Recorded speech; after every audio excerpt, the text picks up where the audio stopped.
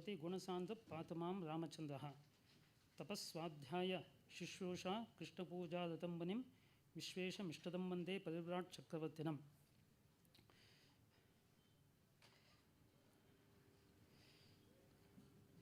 So, from past 2 days, we are celebrating the Shri Ramayana, Valmiki Rachita Shri Ramayana's glimpses.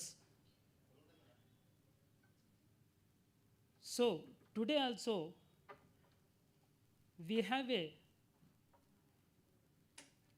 best authors, knowledgeable persons here to address us. So, before moving forward, I request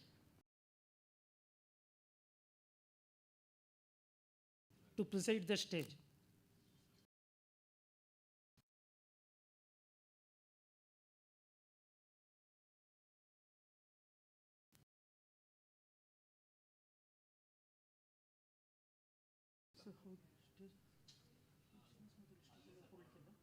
PPT ಇದೆ ಅದರಿಂದ ನಾನು ಇದು ಮಾಡಿದೆ PPT ಆದಮೇಲೆ ಬೇಕಾದ್ರೆ ಅಲ್ಲಿ ಕೂರಿಸೋಣ PPT ಆದಮೇಲೆ ಅಲ್ಲೇ ಚೇರ್ ಇದೆ ಚೇರ್ ಹಾಕ್ಸ್ಬಿಟ್ರೆ ಸರ್ ಚೇರ್ ಇದೆ PPT ಆದಮೇಲೆ ಆದಮೇಲೆ ಚೇರ್ ಹಾಕ್ಸಿ So, with the permission of Srinivas Murthy sir, so I request Sundar sir to come and address us. So, little bit background of Sundar sir. So, as he is giving a glimpses of Ramayana about the self-management and social management skill in Ramayana. So, when I went through his biodata, so I found really he is he took all the skills of management from the Ramayana. So he is working as he worked for SAP, Wipro, Hindustan Levers Limited, Visa, Infosys. Currently, he is Resolve company. He is he is taking care of it. So I request Sundar sir come and give the information of his topic.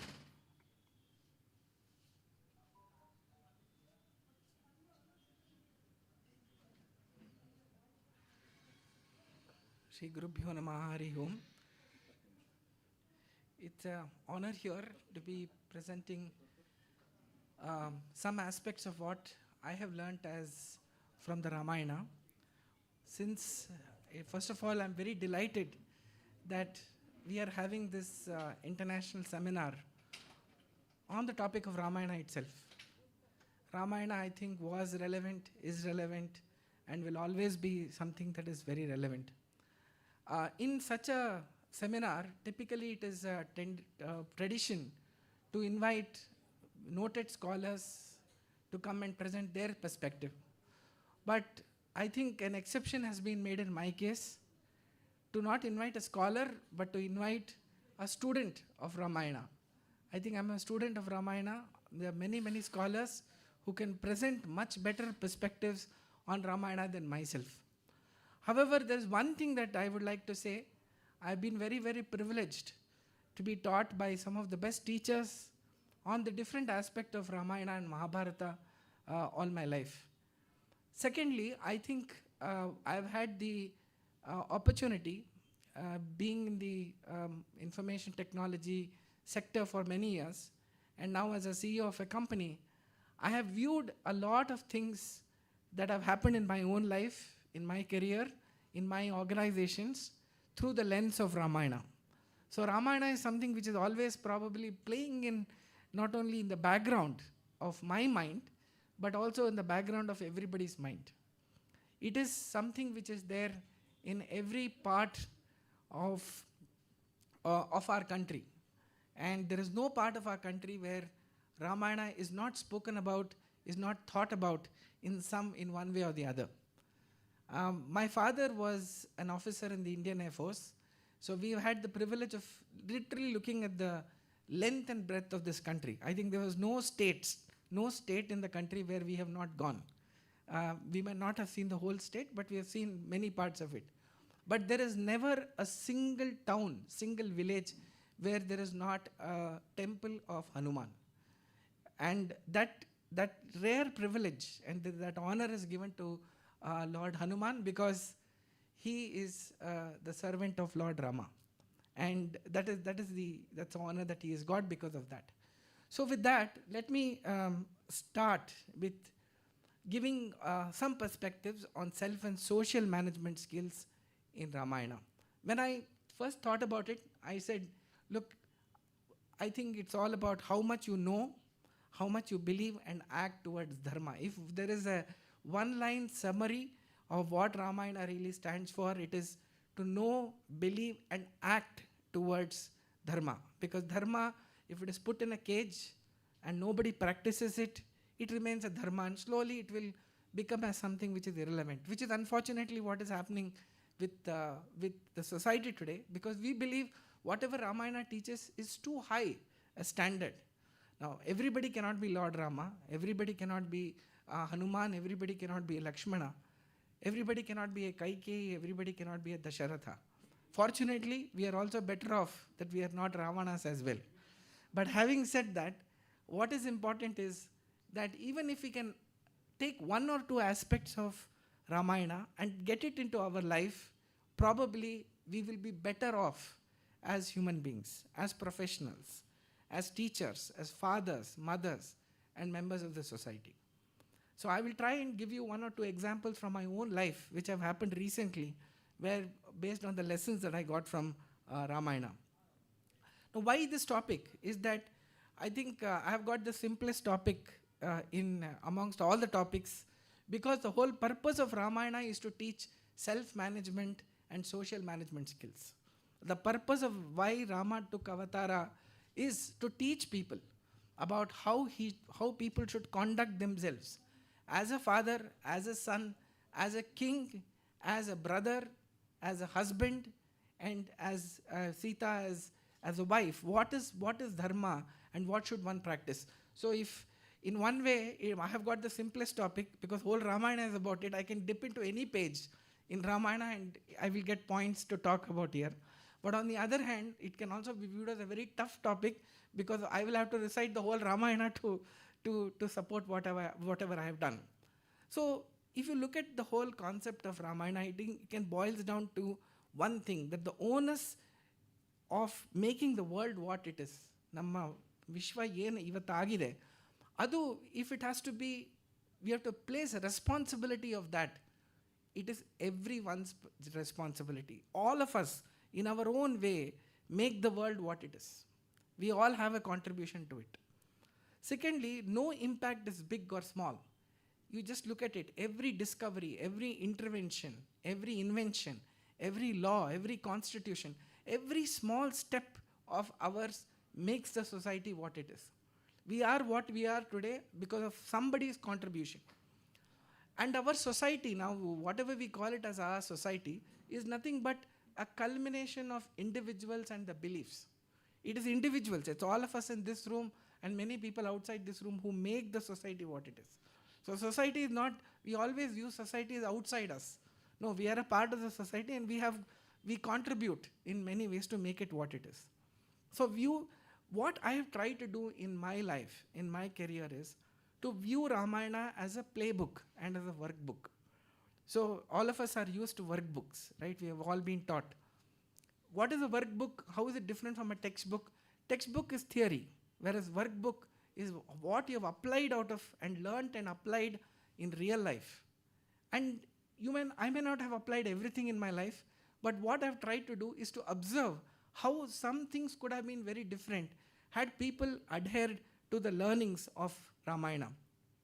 So before I start, I'd like to thank all my gurus, Shri Shrikantacharya Bayari, who is a part of the Purna Prajna Samshodhana Mandiram. He's here with us. Srinidhi Pyati, who is again member of the Purna Prajna Samshodhana Mandiram till now. He's the principal of Shri Vyasatirtha Vidyapitha in Mysore. And Dr. Anantatirthachar Nagasampike, who helped me actually prepare for this session. And lastly, Dr. Vyasankara Prabhanjanacharya, from whom I have learned the Shastras for almost 35 years now. So with this, I want to give you a quick glimpse of what I'm going to share in the next 10 minutes that I have, which is to say that when you're looking at unpeeling the Ramayana, imagine Ramayana as a lotus. And if you're trying to unpeel the lotus, how will it be? The first thing is about family as a unit. We look at each one of these things. Leadership and the profound impact leadership has on all of us. The impact which is on everyone and everywhere. Ramayana doesn't talk about one town, one kingdom. It is talking about everybody. It's talking about men, women, people who are grown up, children, animals, different types of animals. There is a squirrel who is mentioned. There's a dog which is mentioned. There are millions of monkeys who participated in the Dharma war. There are bears, and virtually everybody who has contributed. People of all caste, communities, all find a mention in Ramayana. It is the most wholesome treatment of the society that you can take. No part of society is not mentioned. Every character has a certain place, and everybody plays a character in Ramayana. So doctrine of accountability, very important in our self-management, is how we take accountability for whatever we are doing. Then spirit of law being greater than the law, the doctrine of empowerment, and lastly, the doctrine of judgment. So first, let me get into the first topic, which is whenever we are talking about self-management, how do we look at the family as a unit? Unfortunately, today, we never look at family as a unit where a lot of things are born. Look at the whole story of Ramayana. What did it start with? And how did it end? It's all about different families. If you look at the family itself as a unit for dharma, then it takes a different turn. Just imagine what happens when Kaikeyi fails as a mother. She is a person who has failed as a mother by making a very unjust request or virtually an order to her husband to nominate her son as the king and not get Rama, who is a designated person to be the king in every single way, is supremely qualified for that role. He doesn't give it. So she fails as a mother. Then you see how things go from there. Similarly, look at Ravana. He fails to listen to his own brother. If he had heard Vibhishana, probably he wouldn't have taken the path that it did. Right? And because of Ravana, nobody else believed in the war except him. The army had to lose. Anywhere you look at this, Ramayana presents the perfect brother, the perfect elder brother, the perfect younger brothers, Bharata and Lakshmana and Shatrughna, all standing as model behavior about how brothers should be within themselves. Similarly, look at the relationship between the father and the mother, a father and the son, the relationship between the son and the father, and so on. So I think it is high time that when we are talking about dharma, we should say, like charity, dharma also begins at home. So let us view our unit, our home, as a place where we'll start dharma, not look at somebody, some external organization to start this whole concept of dharma. Second thing is leadership and the profound impact of leadership. Whenever there is a leader, he has tremendous impact on everything. If it is a country leader, he has tremendous impact on the country, not just for the time that he is ruling the country, but for several decades after that, you can feel that impact. So Ramayana tells you what are the ideal leaders and what are the skills that ideal leadership should have. I think the beginning of Ramayana tells you what Ramayana is all about. It is about pursuing the path of dharma. It is about pursuing the path of what is right. And if everybody in the society does what he is supposed to do, then this will actually become the perfect society that we are in. That's why it's called Ramarajya. The society, the concept of ideal society is because the leader is none other than Rama, who is actually driving it towards dharma. Whereas Ravana, on the contrary, is the other opposite example, where as a leader, he doesn't care anything other than his own lust. There is no other reason he should have waged a war. It did not fetch him anything extra. He lost his kingdom, he lost all his brothers, he lost his entire family, and lost his life finally. Whereas Vibhishana on the other hand tells you what leadership and how profound that impact is. And as I said, Ramayana is about impact for everyone and everywhere. Every part of society has to have dharma. What we see oftentimes is that why do conflicts come in a society? Conflicts come into society when there is an imbalance in the society. When one part of the society is getting certain things, whereas the other part of the society is suffering. That is when the conflicts start. And the smaller the number of people who are gaining and larger the number of people who are getting affected, it leads to a revolution. You can see any revolution that has happened in the past, it has always followed this trend. So Ramayana tells you that as a king, you as a person who is leading, you have to ensure a positive impact that is happening everywhere and to anybody. The next thing is on doctrine of accountability.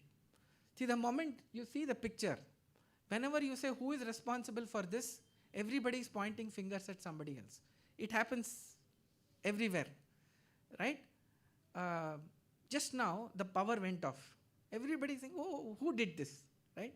So somebody goofed up somewhere, and we say that, which is fair. I think we want to find out how it happened and how it has to be fixed. But what happened in Rama's case? The previous evening, he is to be anointed as the king. Early morning he goes, and there has been a big fight which has happened between Dasharatha and Kaikeyi. On one hand, where she has asked that, Bharata should be made the king, turning the whole event, the future of the kingdom, upside down. Everybody is upset. Everybody is crying. So early morning, Lord Rama comes and he sees that everybody is upset, everybody is angry, everybody is crying, and everybody is angry and they are not able to speak. They are so upset and emotionally charged that they are upset. Lord Rama enters that particular place and he asks a question, did I make a mistake? Why are you all so upset? Did I make a mistake? Right? This is the doctrine of accountability, where you are the first person who is saying, have I done something wrong? What is our natural instinct? Whenever we go, there is a problem, says, Yaar yen madadru? Who did this? Who did this itself means someone else did it. I am not responsible for this. Right? So it's a very important lesson for us. In management, if you want to be a leader, you have to take accountability. If there was something right, something wrong, you are responsible for it. The buck stops with us. If you want to be good leaders anywhere, even in a family, there will be some people who take the responsibility. They may be young, old, doesn't matter. They become natural leaders. Leadership is about taking accountability. And if we don't take accountability as individuals, we will never be adhering to the dharma. Right? There is another story which happens in, again, Ramayana. All the monkeys, we know the story, so I will not tell you that. All the monkeys are waiting. They don't know what to do. Hanuman is the leader. They are not able to find goddess Sita. Sugriva has told them that if you come back without searching for these guys, without searching for goddess Sita, I'm going to kill you. That's what is called Sugrivagni. So he has given that. So now what do?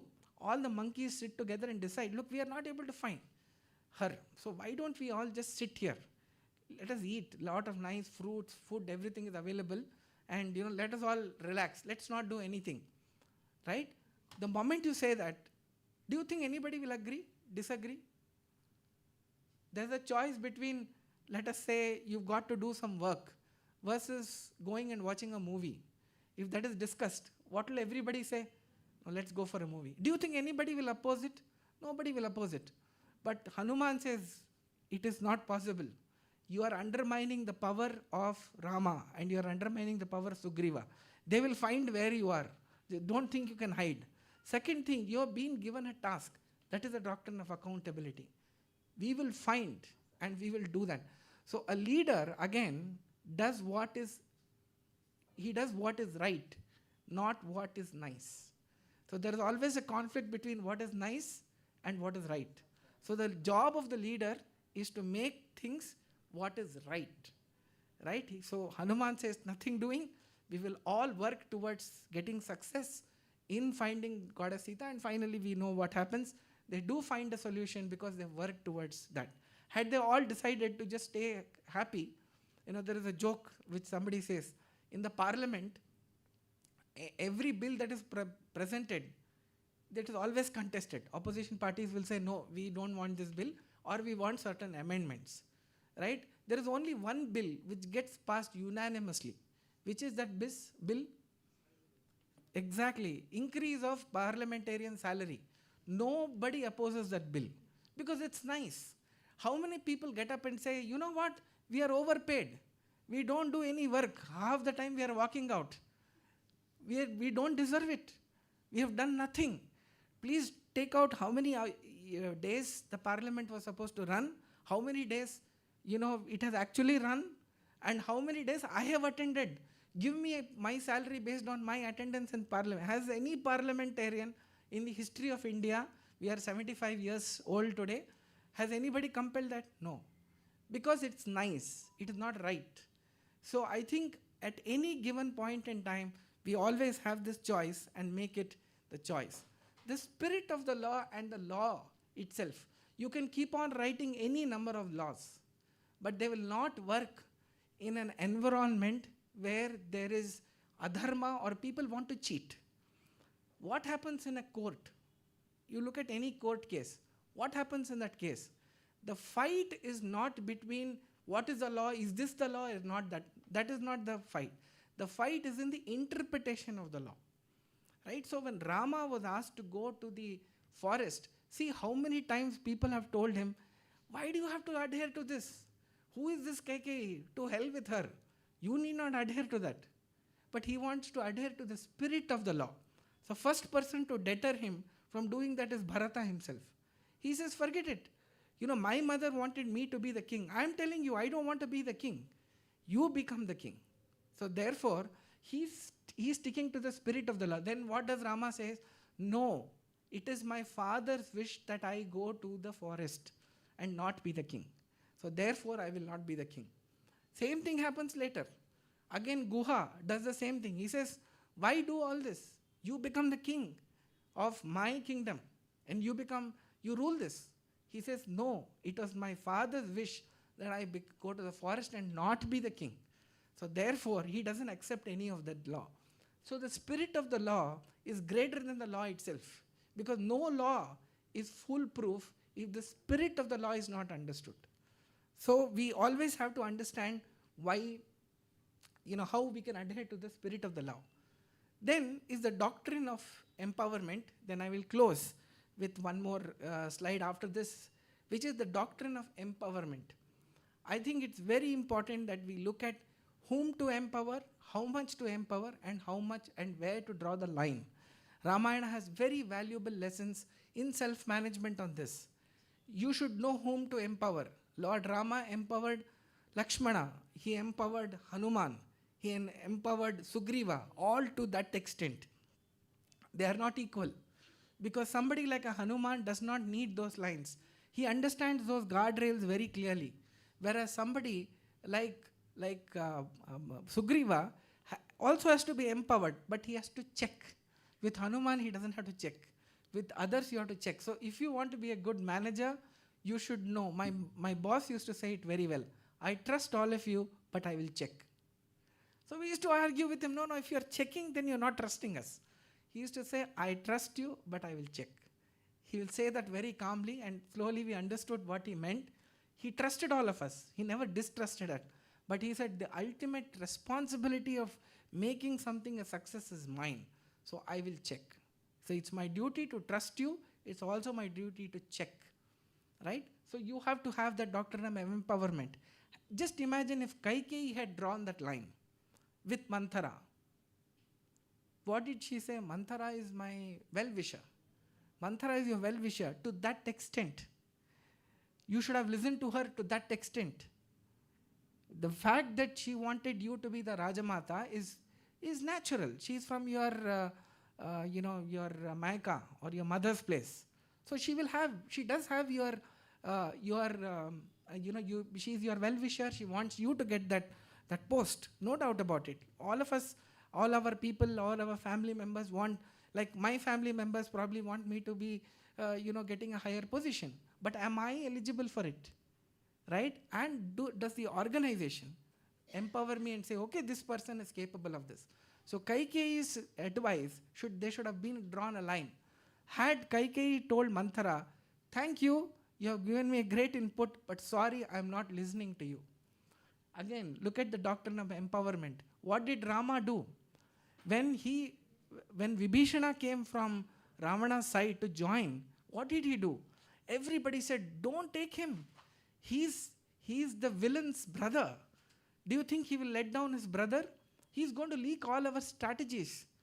He's his brother. There is no proof that this person is a genuine person. But who gets up and supports him? Hanuman supports him. And he says, all of you have not seen Vibhishana. I have seen Vibhishana. So therefore, immediately Rama decides, Rama is Sarvagna, he knows, but he wants proof. Tomorrow nobody should tell him that, why did you do this?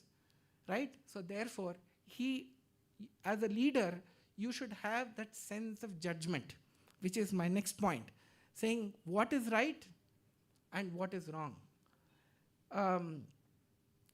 There is a beautiful sentence used by the former president of United States, John F. Kennedy. He said, why do we elect parliamentarians? Why do we elect people who are there to represent us? Do they have to consult us on everything? Suppose there is a bill which is being presented. Do you expect your parliamentarian to call you and say, should I vote in favor or against? No. Once we have elected that person, we are trusting their judgment to do the right thing for us. That is why a company, when it appoints us in a particular role and a position, they are trusting us with judgment. There is no way you can check every action of mine. But what is definitely possible is, if you have the right people and you use the right judgment and empower them to use the right judgment, then the company, the organization, the society as a whole will improve. So these were certain aspects of Ramayana which stood out for me. And let me just close with a couple of anecdotes regarding taking accountability. Once what happened, I was the marketing head of a company, and that company was going through a PR crisis. There was some report saying that 2 people had resigned, very senior people, and Economic Times wrote a question to me. I was the marketing head, so I had to answer. They said, is it true that these 2 people have resigned? Please confirm. So I got all the leadership team members together and say, how should we respond? Should we say, yes, we agree, or we disagree? People say you should say, you deny this. Just say you deny this. So somebody came and said, please write, you vehemently deny this. Vehemently means forcefully deny this. So when I was writing the answer, I felt adding a word vehemently will only spark the rumors. Second, it's Economic Times. They have decided to write the story. Whether we agree, we don't agree, they are going to publish the story. So tomorrow morning, next morning, I knew this will be the headline. So I didn't put the word vehemently. Right? If I tell you this is white, why should I say vehemently I am saying this is white? There is no need. This is white, we all know it. So I didn't see the reason. In fact, you will all get a doubt, why is this guy saying vehemently? So what happened next day morning, they carried the story. And everybody was agitated. But this person who had said I should write vehemently, he said, why didn't you put the word vehemently? It would have cut the story. I said, nothing would have cut the story. But then I thought, how should I handle this? Because when I was on my way to the office, I will enter the office, I will enter the main meeting room, and all these people will be waiting to pounce on me, saying, why didn't you do what we should do? So just then I had read in this story in Ramayana about Rama asking this question, have I done something wrong to upset all of you? Right? So I went there and I just said, before I start, I want to tell you that, look, this is what happened. And somebody did suggest that we should add the word vehemently. I did not do it. So if any one of you believes that by adding that, this story would not have come out, then I would like to apologize. the first reaction of everybody was, no, no, no, don't worry. Even whatever you would have said, they would have still published the story. Let's focus on how to get the story back on track. How can we start positive messaging about our company? So immediately the focus went away from me and blaming me for it, and focusing on the situation. Had I gone there and said, look, what I did was right, then probably people would have adopted me. Second story, and I will close with this, is what happened was that I was introduced as a member of the Prime Minister's Digital Innovation Council. It's a 4-member committee which is required to make a recommendation to the government on what should be the digital roadmap for India. So whatever you are seeing as Atmanirbhar Bharat, the Arogya Setu app, Digi Yatra that many of you might have used, lot of digital initiatives of the government. I am a part of that 4-member team. So once what happened, we were told you have to come to Delhi for 2 days. First day you will discuss amongst yourself.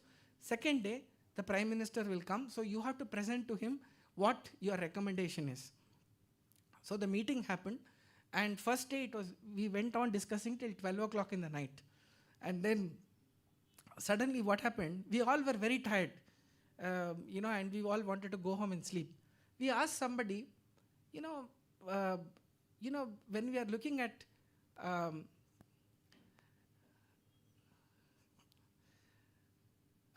when we were looking at this whole aspect of the Prime Minister, we were told that on second half of the day, the Prime Minister is going to come.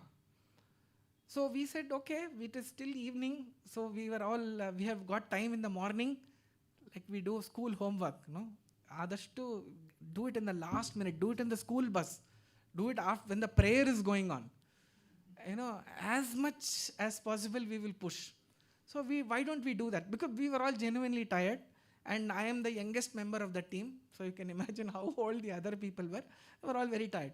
Then we said, I somehow felt, but they said, look, whatever time the Prime Minister comes, you have to be here at 8:30 and you have to get ready. I don't know, there was something telling me that we should do that in that night itself. And I just closed my eyes, and there was one line of Sri Vyasaraja which comes to my mind, which says, Mahabharata Tatvar Nirnayam Samshayachidam, which says that Mahabharata Tatvar Nirnaya will clarify all doubts. Now what is the connection between Mahabharata Tatvar and Ramayana is very well known. Ramayana is actually covered in 9 chapters within Mahabharata Tatvar Nirnaya. So this story actually comes in that Ramayana part of Mahabharata Tatvar Nirnaya. So Samshayachidam happened. So then I said, okay, what do I do now?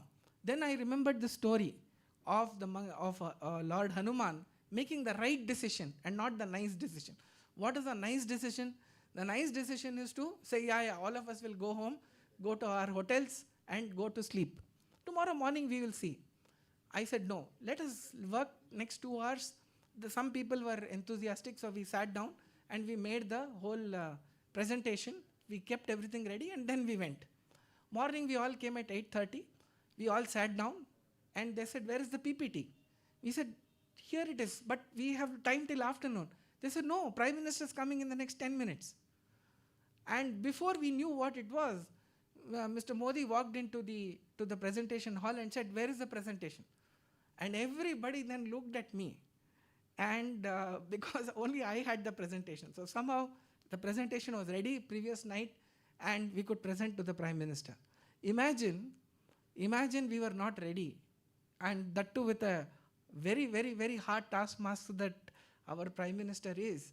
It would have been so bad. We were the senior most people whom they have trusted. We are all consultants. We are supposed to be working on top of the officials to make things happen. And if we delay, what a bad thing it would have been. So I remembered, Ramayana, Mahabharata are very big things. They're such large stories. But if each one of us can take even 1 or 2 things from this and try and apply it in our life, I think we will all be better off than what it is. So I'm very, very happy again that the Ramayana conference is happening. And these were the 7 lessons that I wanted to talk to you about. And in the future opportunities, As I was telling all of you, it is a norm to invite big scholars and very learned people like all of you to participate in this conference. But our dear Acharya also thought that, in a meal, if everything is sweet, it's not good. You should have some bitter things also, right? It will give the importance of day. So from morning, from yesterday and tomorrow, you're hearing very scholastic applications of Ramayana. But I think he gave me this opportunity to also hear some stupid people like me also think, because in Ramayana there is mention of Hanuman, but there is also mention of that little squirrel which comes in the part of Ramayana. So thank you all for this opportunity. Here are my contact details. I thank all of you for hearing me so patiently and look forward to more interactions and listening from the other people. Thank you. Namaste.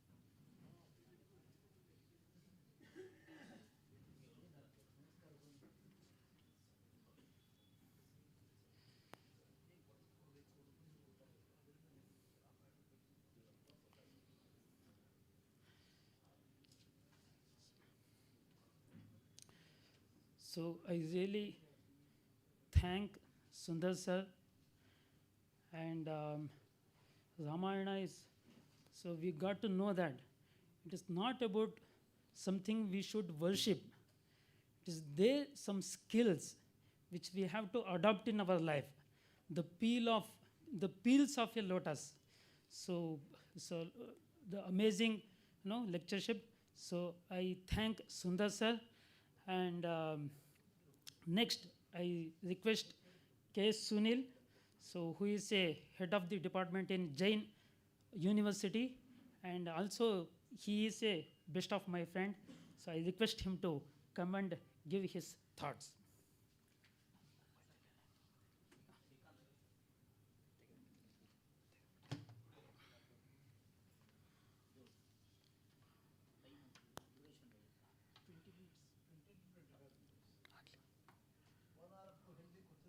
Okay, sure.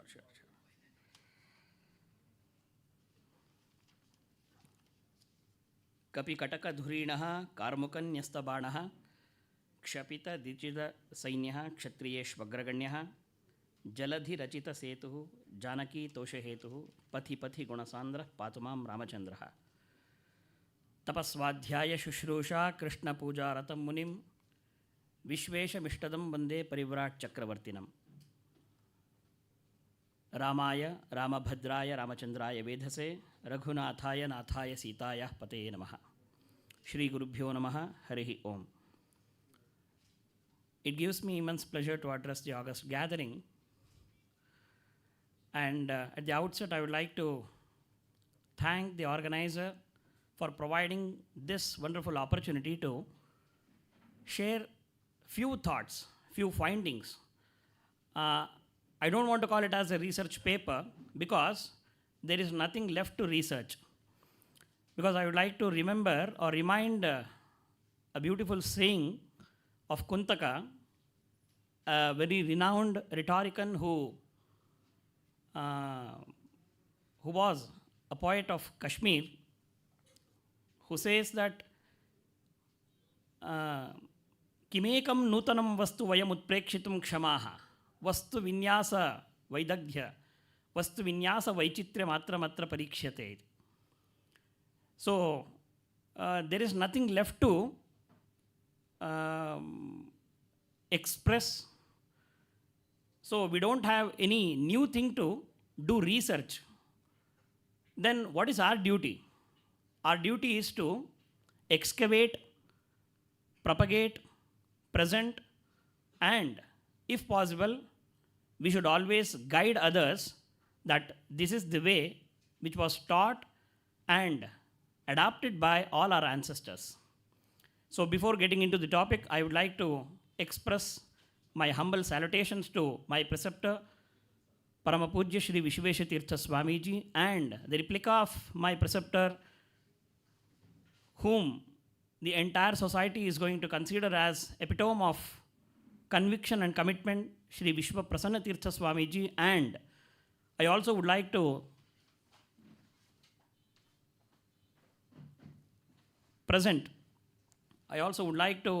express my humble pranams to the chair and all revered scholars who have gathered here. Now, first and foremost thing is, the previous speaker, actually my topic is diplomacy discussed in Ramayana, traits and challenges.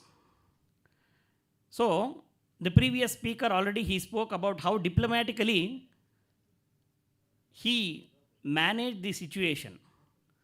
That means diplomacy or diplomat, all these words are nothing new to our Bharatiyas. You know why?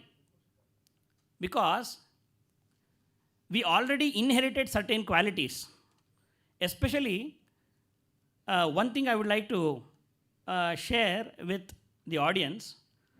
The intention of choosing this particular topic is, way back in January, our respected EAM, External Affairs Minister Shri Jaishankar ji, while addressing the media, he quoted about the diplomacy and diplomats of ancient India. Especially, he quoted Hanuman and Vibhishana, and the gathering, especially the media, were astonished.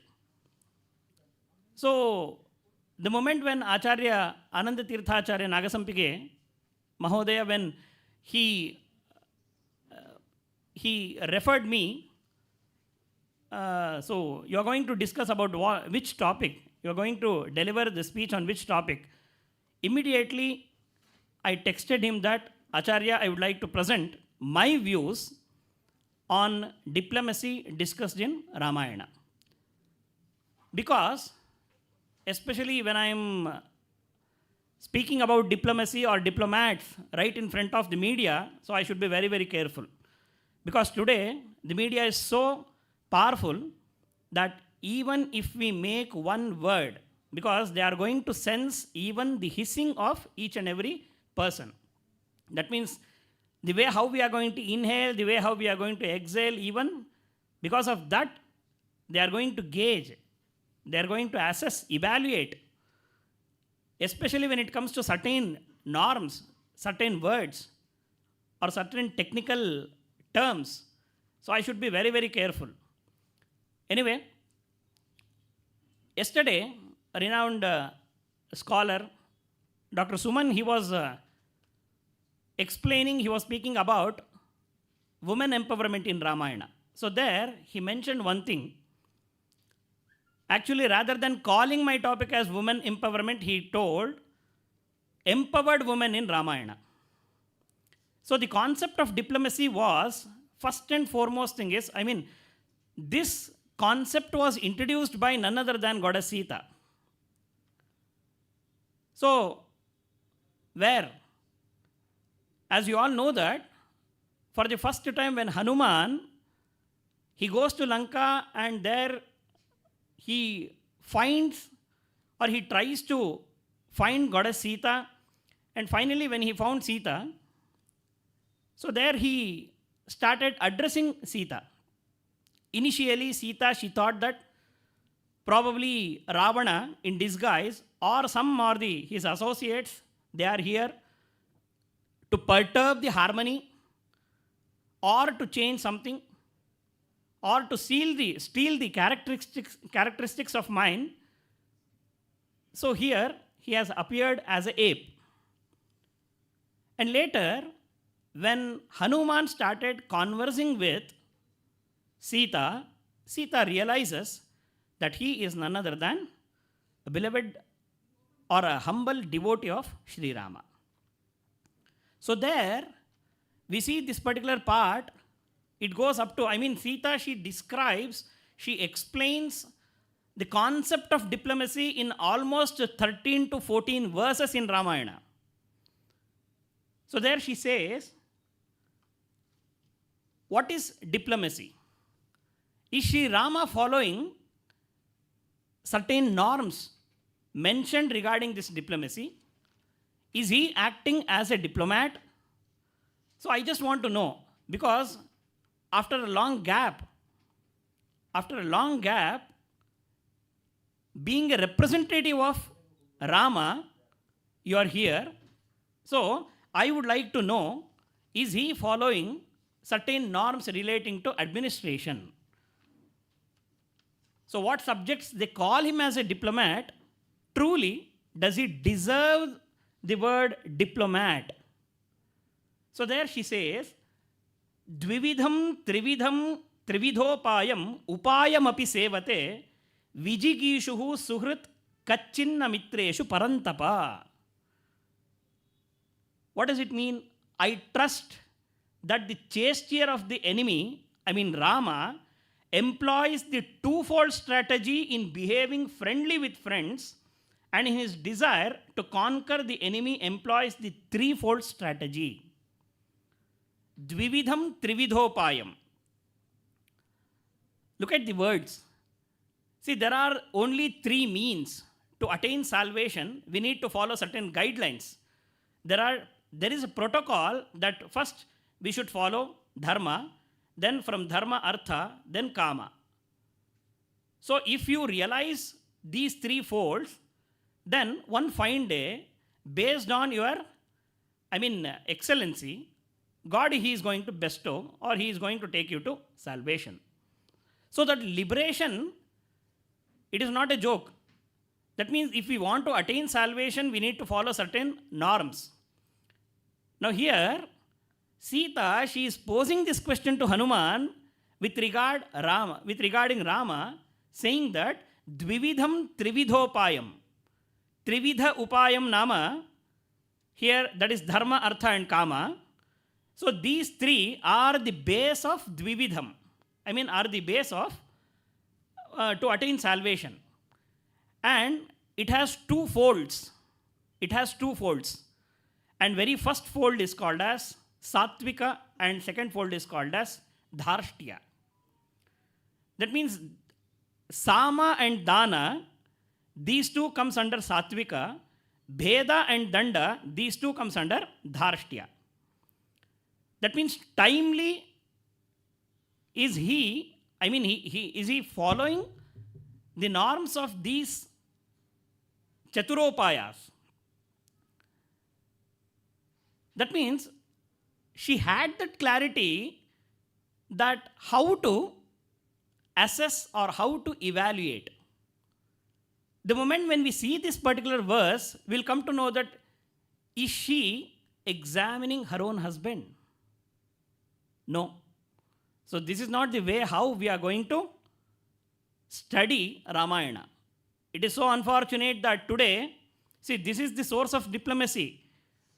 So today, so-called diplomats or so-called administrators who call themselves as diplomats, they claim, for example, as you all know that, a 52-year-old infant who claims himself as the youth icon, he is going to speak about diplomacy and he is going to teach certain norms and regulations to the authorities who is running the entire country. I do remember one beautiful statement made by Dr. Narayanacharya. probably way back in 2010 or 11, when I attended his discourse somewhere in Mysore, he just narrated one beautiful story. It is so unfortunate that people who don't even know what is administration, what is leadership, and who is a leader, so they are dictating the terms of administration to the citizens of this particular country. So there he narrates one beautiful incident. He says, this so-called 52-year-old infant, so pardon my language, so because he claims himself as a youth icon. So this infant, he says that there are two folds of diplomacy. One is soft kind of diplomacy, and another one is contrary to this. What is that? So Narayanacharya, he gives one beautiful example. Today, being a patient listener or a patient citizen of this particular country, we are bearing every nonsense which is happening in this society. We don't have that gut to protest or raise our voice. It is like if somebody stamps you, so what we do? If he is elder, we say that, anyway, by mistake, this fellow he has kept his foot on me. So we are not going to take his foot on from us. So we bear. So that is the level of patience. In case, if we protest or if we make some argument that this is not the way, so please, you take out your foot. You're stamping. If we convey some message to that person, then he is going to protest. And he raises his voice. And the same thing is happening in this world, especially in this particular country. So all these things are not happening right. So Sita's question is, Dvividham trividhopayam upayam api sevate vijigishuhu suhrit kachin mitreshu parantapa. Look at the adjectives. Probably Sita, she peels the concept, she unveils the concept, diplomacy in one shloka. Parantapa. Paran santapayati iti parantapa. So, like this it goes. I mean, up to 12 to 13 verses, she questions Hanuman and finally she gets a beautiful answer. Now, which are those 4 upayas? Of course, diplomacy is called as upaya in Sanskrit. As we know that Sama, Dana, Bheda and Danda. What is Sama? Sama is nothing but pacification. If some conflict happens, if some, misunderstanding happens, if you are knowledgeable, then always you should gush and you should intervene and then you should pacify the situation. And that is called as Sama. So we see all these things in Ramayana. Now, I would like to tell the traits regarding this, diplomacy. Traits in diplomacy. The first and foremost thing is effective communication. If you are a good communicator, if you are having that good communication amongst your own men or with a different creed or caste, then easily you can reach out. You can just manage the situation. For example, for this particular point, we get abundance of examples. N number of examples we see in Ramayana. For example, of course, according to me, in Ramayana, Dasharatha was also great diplomat. Kaikeyi was great diplomat. Vali, Sugriva, Angada, Vibhishana, all these extraordinary characteristics, characters are very great diplomats. Especially when the coronation was planned and in the nth moment, when it gets cancelled, by that time, Sumantra he opposes. As you all know that Dasharatha, he pleads Kaikeyi. In several ways, he requests Kaikeyi not to perturb the harmony, but there Sumantra interferes. So there he comes in between Dasharatha and Kaikeyi, and diplomatically he questions Kaikeyi, saying that initially in a very calm tone, so he addressed Kaikeyi, saying that the very next day is a very auspicious, that is Pushya Nakshatra, therefore the entire citizens, the entire world is eagerly waiting to see Rama as successor of this Ayodhya, successor of Dasharatha.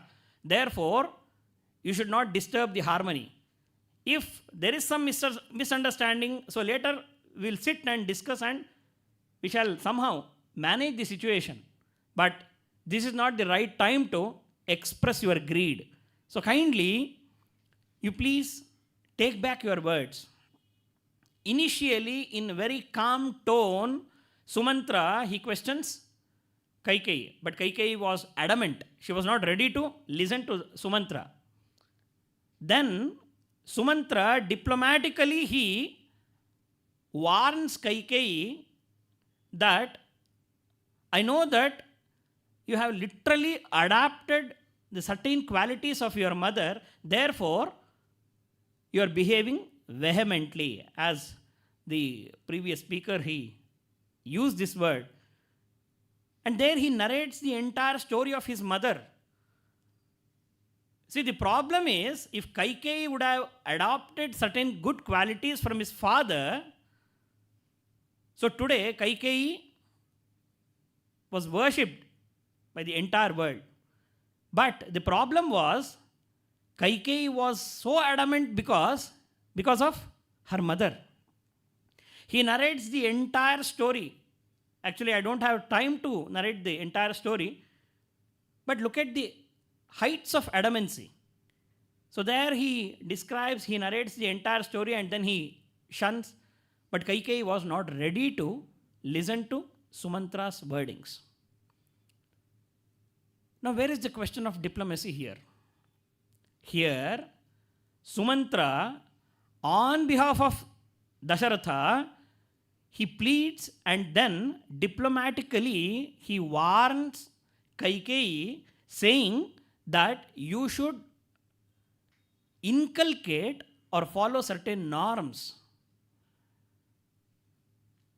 And the second situation is, see, this effective communication is very, very important. For example, when it comes to the story of Bharata, so here I would like to remind one beautiful shloka. If certain norms relating to diplomacy is not followed, if it is not practiced, then a person cannot be, or he cannot work as an administrator. So with regarding, I would like to quote one verse from Mahabharata. Udhaha chindyattu yodhenvaha kshirarthi na labhate payaha evam rashtram ayogena piditam na vivardhate. If you just chop the udder of cow and patch it, and then after some time, if you try to milk from that, or if you make an attempt to milk from that cow, how it is not possible? Udhaha. So here, this beautiful example is given. Udhaha means in Kannada it is called as kechalu. After chopping that udder of cow, if you stitch it, and after some time, if you try to milk from that cow, how it sends, or how the act is called as foolish act, Likewise, evam rashtram ayogena piditam na vivardhate. Likewise, this country should not be given to ayogya. That means so-called leaders or so-called diplomats are not, they should not come to lead a particular society. Today, there are, so many so-called leaders are there. So they claim that even we know what is diplomacy, even we know what is administration.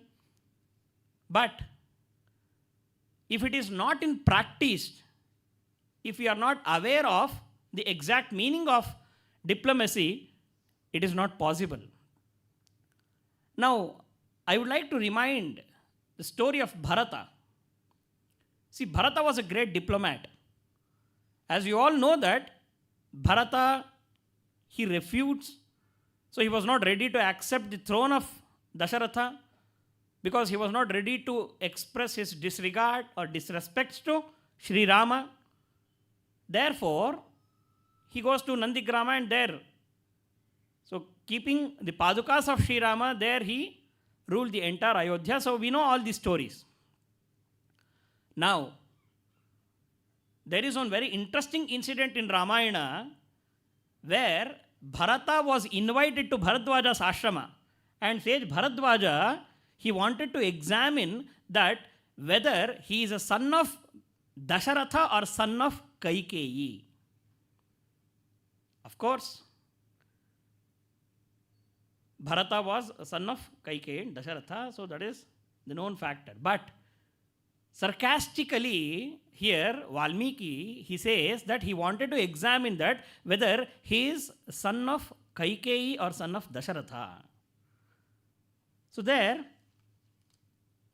he invites to his ashrama and intentionally he orders to his disciples to get all chhatra, chamara, vyajana, everything. And he also sent, one notice to all his disciples that tomorrow the prince of Ayodhya, Bharata, is visiting our ashrama. Therefore, I want all my disciples, all my followers to be in this hermitage. So very next day, Bharata was invited, so he comes. And after seeing the arrangement made by Bharadwaja, he was astonished because there was a beautiful seat which was quite similar to throne, and there was chhatra, chamara, vejana, and even people were ready to offer everything. Suppose if some celebrity or if some high profile people, if they come, so how we make certain arrangements. Likewise, the disciples of Bharadwaja, they made all arrangements to receive Bharata in ashrama. But seeing all these arrangements, Bharata was not ready to accept it, and there he says, Acharya, I am not here to relish or enjoy the sovereignty. If I am here to enjoy the position or status or sovereignty, then I would have gone to Ayodhya. So why I am here? And there Valmiki, he says, by that time, he was, his appearance was like as if he was totally drenched into mosses. He was totally drenched into mosses, and a person or a buffalo, how it comes out from the mosses, literally he looked like that. The entire body was adorned with the dirt. So he comes out from that. So a buffalo, how it comes out from a pond or lake, likewise he was just looking like that. He was similar to that. And presenting himself in that way, he says, truly, if my mind was craving towards the sovereignty, I would have been in Ayodhya. Therefore, I am shocked to see all these arrangements. So kindly, I'm sorry to say that I don't want to accept all these things, but on the other hand, I am also overwhelmed. You know why? Because here I got an opportunity to place my Rama's foot on all this.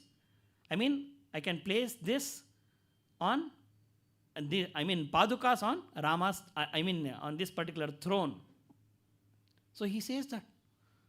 So this is the other way of diplomacy. That means he can easily, the way how he managed diplomatically. So this is also one interesting fact.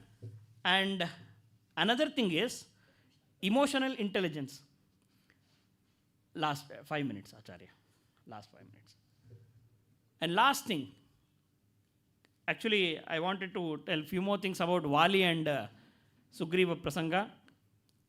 Finally, see the conversation between Ravana and Vibhishana. As I mentioned, our external minister, Jaishankarji, he mentioned Vibhishana as a great diplomat. Of course, even after knowing that Vibhishana always supports Rama, Ravana was totally disturbed. Without inviting Vibhishana, Ravana, he conducts 3 meetings. And the mention of all the 3 meetings is there in Valmiki Ramayana. There his intention was,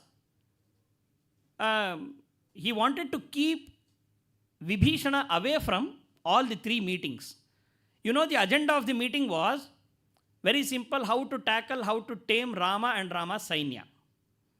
So there diplomatically, see the very first meeting when he calls all his ministers, so-called administrators, they participated in that meeting. The moment when Vibhishana realizes that Ravana is conducting meeting for this purpose, immediately he rushes and he opposes his own brother. And surprisingly, the members of that particular meeting, so today we use one idiom, fate accompli. That means tathastu ministers.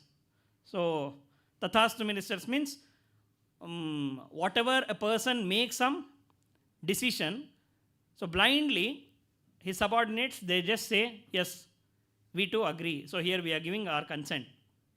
Likewise, all, the ministers of Ravana, they didn't oppose Ravana's, meeting, agenda of Ravana. So there Ravana, he says, let us do one thing. He says that, let us, attack Rama's army, saying that this army was sent by Bharata. So this army was sent by Bharata. Immediately, Vibhishana, he raises his voice and he says that, so we are not going to accept this. I am not going to accept, I am going to oppose this. So the very first meeting was, it was failed. And the second meeting, again, intentionally he warns, he avoids Vibhishana, and then he calls second meeting. And even there, so in 6 or 7 shlokas we see, so there he makes some other arrangements, again Vibhishana interferes and there he opposes. And even in third attempt, Vibhishana, he opposes Ravana.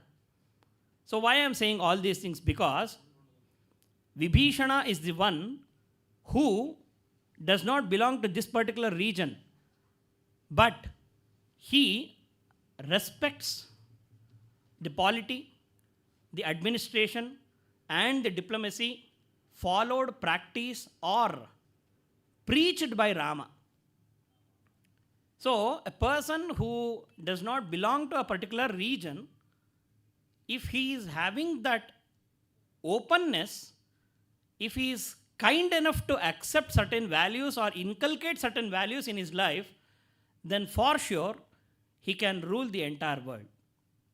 And at last, I would like to quote one shloka of Bhartrihari. He says, if we want to be a very good diplomat, then always we should not reduce or we should not get down to the status of a vita. He says, Satyanrita cha parusha priyavadini cha himsra dayaluhu api arthapara vadanya nityavyaya prachura nitya dhanagama cha varanganeva nripa niti raneka rupa. There are different folds for this nripa niti. Nripa niti means for administration. Of course, diplomacy is also one amongst all these. But if we utilize, adopt, then we can sustain. If not, how we treat a Vaishya, a Varangana in this society, similarly, the subjects of that particular region are going to treat that person as so and so. So, like this, there are so many. I would like to present many points in my research paper, but due to time constraint, of course, there are totally 12 points: cultural sensitivity, emotional intelligence, negotiation skills, analytical thinking, problem solving abilities, and international conflicts. Of course, that is what just now I discussed. So, the conflicts which happened between Ravana and Rama. So, international conflicts and cultural and language barriers. As you all know, that for the first time when Rama introduces Hanuman to Lakshmana, Nandrigveda Vinitasya Nayajurveda Dharinaha Na Samaveda Vidushaha Shakyamevam Prabhashitum Nunam Vyakaranam Kratsnam Anena Bahudha Shrutam. So, here he knew that. So, cultural and language barriers, political and policy differences, public perception and media scrutiny, security concerns, conflicting interests. Likewise, there are so many aspects, and all these, for all these points, so I quoted many, in my research paper, there are several examples. So, those who are interested, so they can just refer the research article. And once again, I would like to thank the organizers, and I also would like to extend my humble pranams to the chair as well as to the organizers. Thank you very much. Namaste.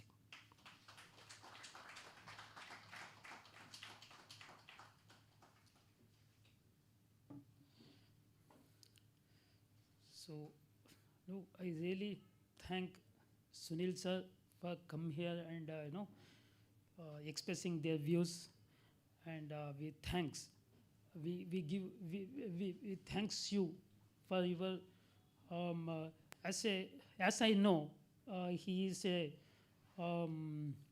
brought up in our Gurukula, and he went away from here and met lot of other people, and he grown up like living differently. So I really thank him. And next I would like to welcome Sir Ramesh Pai sir, who is lived as a Konkani Bhasha, Konkani itself. So what is Konkani Bhasha means? So everyone refers the Ramesh Pai sir. So I really request him to come and address the Sabha.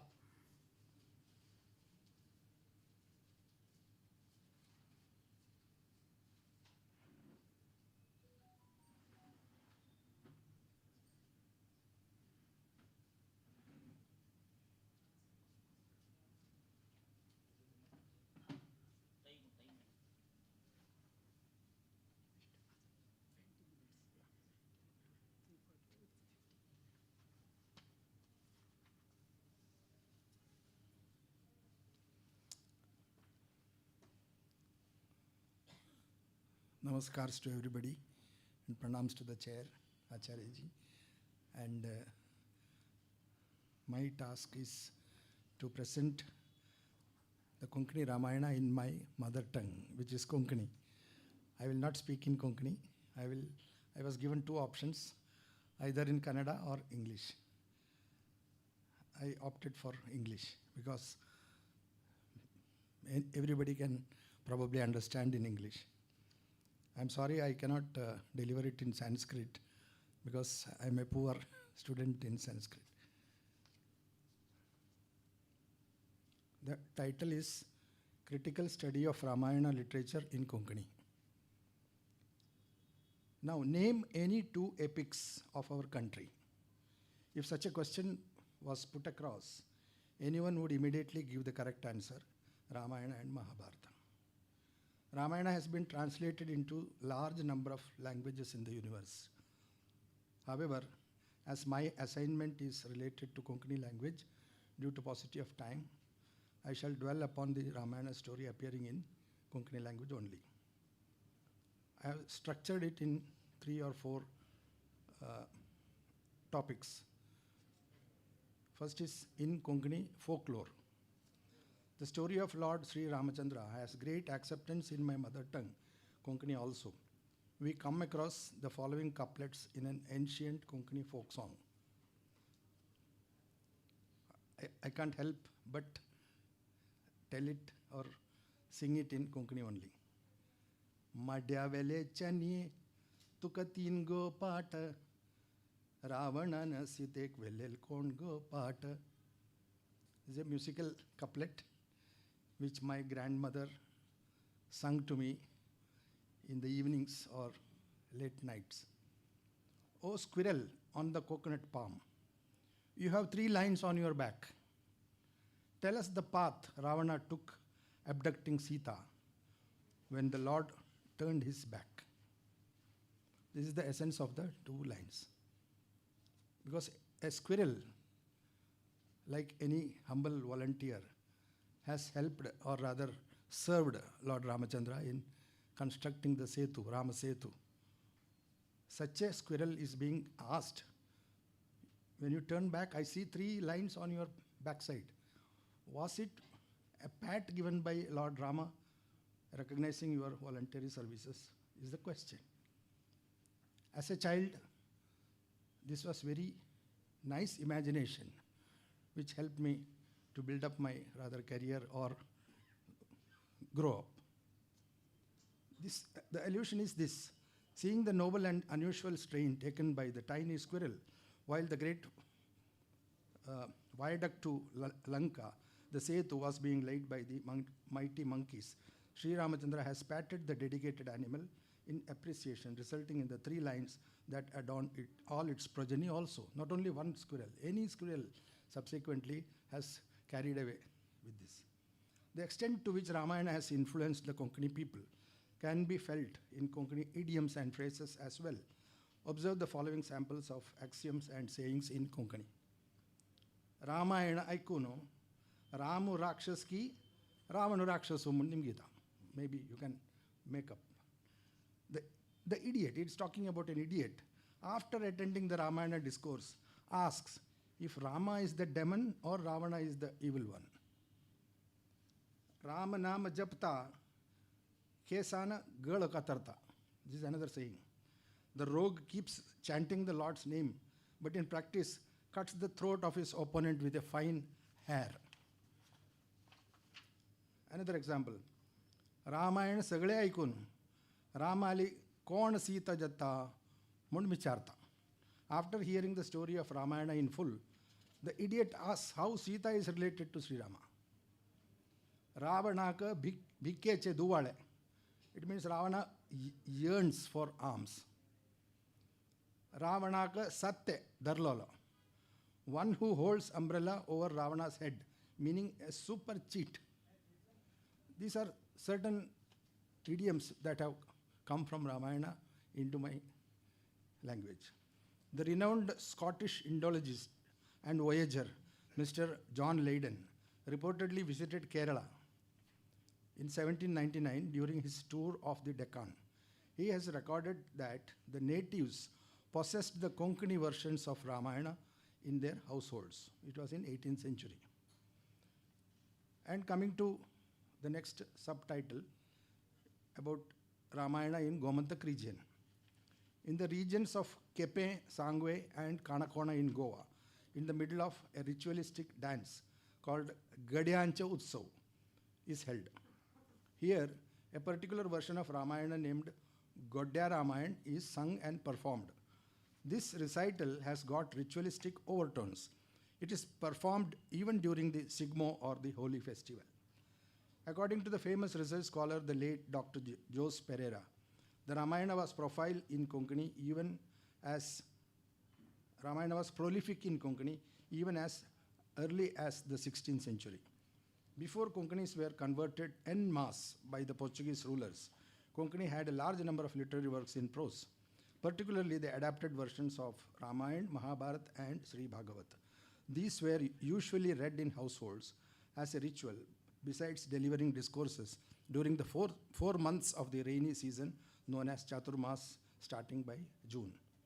In the late 15th century or the early 16th century, poet Krishnadas Sharma composed Ramayana in Konkani. The same great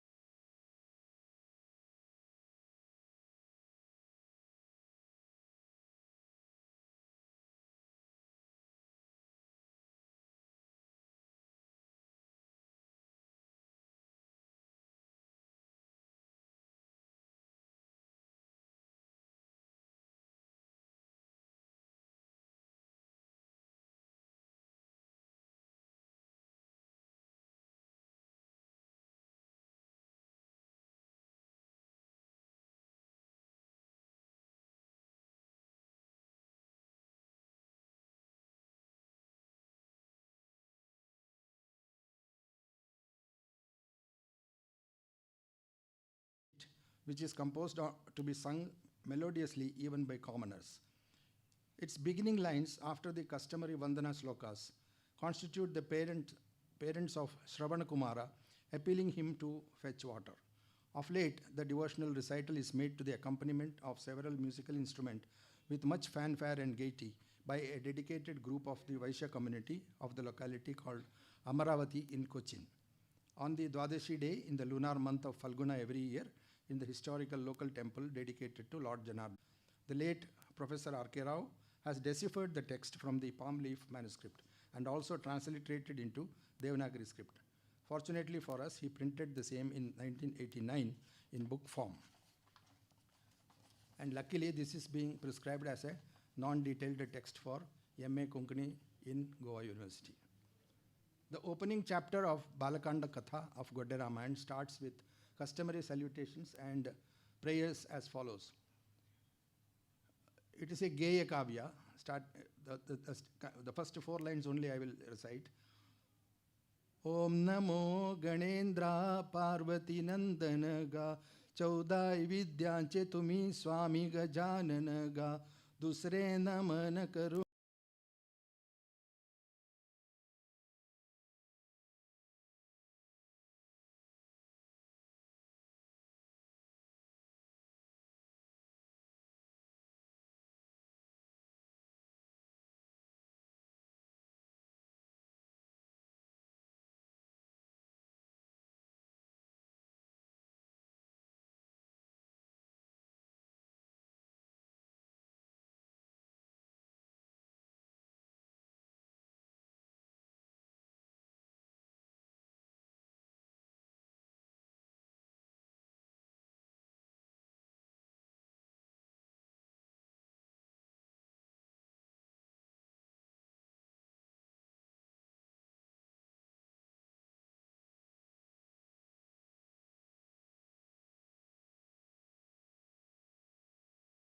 the lips of the common people since time immemorial.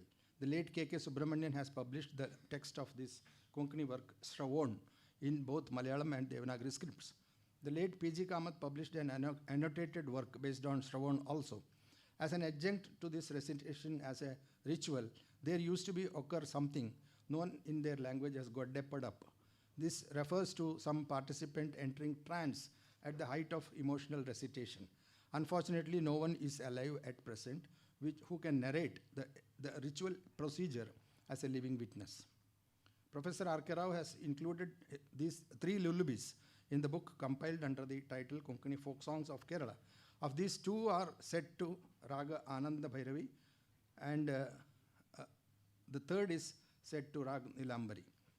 All 3 are very much fit to be sung and quite popular also among Konkani women folk. The other folk songs, Sita Kalyana, etc., and Sita Suddhi, have been painstakingly showcased by him and included in the book. Recently been bestowed with Padma Shri Award and published in the treatise Collection of Konkani Folk Songs of Kerala by the Konkani Bhasha Prachar Sabha, Cochin. From the book published by the late Sushila Trivikram Bhatt under the title A Few Konkani Folk Songs, we come to know that a short folk Sangeetika, Ram Shayan, which roots in Ramayana, was familiar to residents of the locality around Cochin in olden days. In a paper read at the Symposium of 1993 on Konkani literature of Kerala, the late Professor N. Swarnalatha has referred to a beautiful short poem, Sri Rama Pattabhishekam. This work of an anonymous poet is not known to have been published anywhere in a fuller or larger edition so far. In the year 2004, late poet Acharya K.K. Raman wrote a Konkani Kavya, Dasharathalo Mrityu, narrating an episode from the Ramayana story. Though it is in his Kudumbi dialect, he published it in Devanagari script. We come across several native words in this long poem. The noted Konkani poet of Kerala, Sri K. Ananthabhat, has penned Ashok Vanantuli's Sita, which has become a bit musical ballet among the public. He has also translated Ramcharitmanas by Sant Tulsidas in full verse-to-verse form. The book won him the translation prize from Sahitya Academy in 2014. Another version titled Srimad Konkani Ramayana has also found the light of publication from Kerala. Published in 2014, it is in the form of short stories, well illustrated, and has 108 pages, targeting the young Konkani readers. This concise publication is authored by the late Ramnath Ji and is published by Gopal Ramji Publications, Thiruvananthapuram. Recently, just last year only, Srimati Maya P.S. has attempted to translate the Adhyaksha Ramayana of Tunjat Ramanujan Ezhuthachan from Malayalam into Konkani. However, since it is composed using the dialect of Kudumbi community in Kerala, she has named the book as Kudumbiale Ramayana and printed in the Malayalam script. Here, unlike the Ezhuthachan's technique, no parrot narrates the story. Instead, it is presented as a samvada between goddess Uma and Lord Maheshwara. I think my time is up. The remaining, it will finish in 5 minutes. Raghu Ramayana. There is a Raghu Ramayana in Konkani language which stands apart from other versions. It is beautifully composed by the late poetess Srimati G. Kamalammal from Kerala and has 7 cantos including the Uttar Ramayana. She was only 28 when the first part, namely Balakanda alone, was released in 1930 in Malayalam script. In those days, when women folk generally sunk away from the field of literature, the young maiden was encouraged by her worthy father himself. The opening of the poem is as per the ritualistic custom of those days, with prayers to Hari and Guru. The poetess points out dutifully the encouragement given by her father bestowed on her. It is like this. Sri Raghu Ramayana Kalyari Patana Muktidayaka Vidya Sampatta Vardhana Vidya Guna Sampanna Tatani Yogana Ramayana Chekathana Kelle Komalana. It means, on reading Sri Raghu Ramayana, Mukti, wisdom and riches shoot up. Knowledge enriched by dad's blessings galore enabled Komala to depict the Ramayana story grand. In Malayalam poems, usually there is included some signature word to indicate the author and the instigator behind the author, or the cause or occasion which prompted the undertaking. This characteristic has been followed as the quoted quartet shows. In Karnataka state,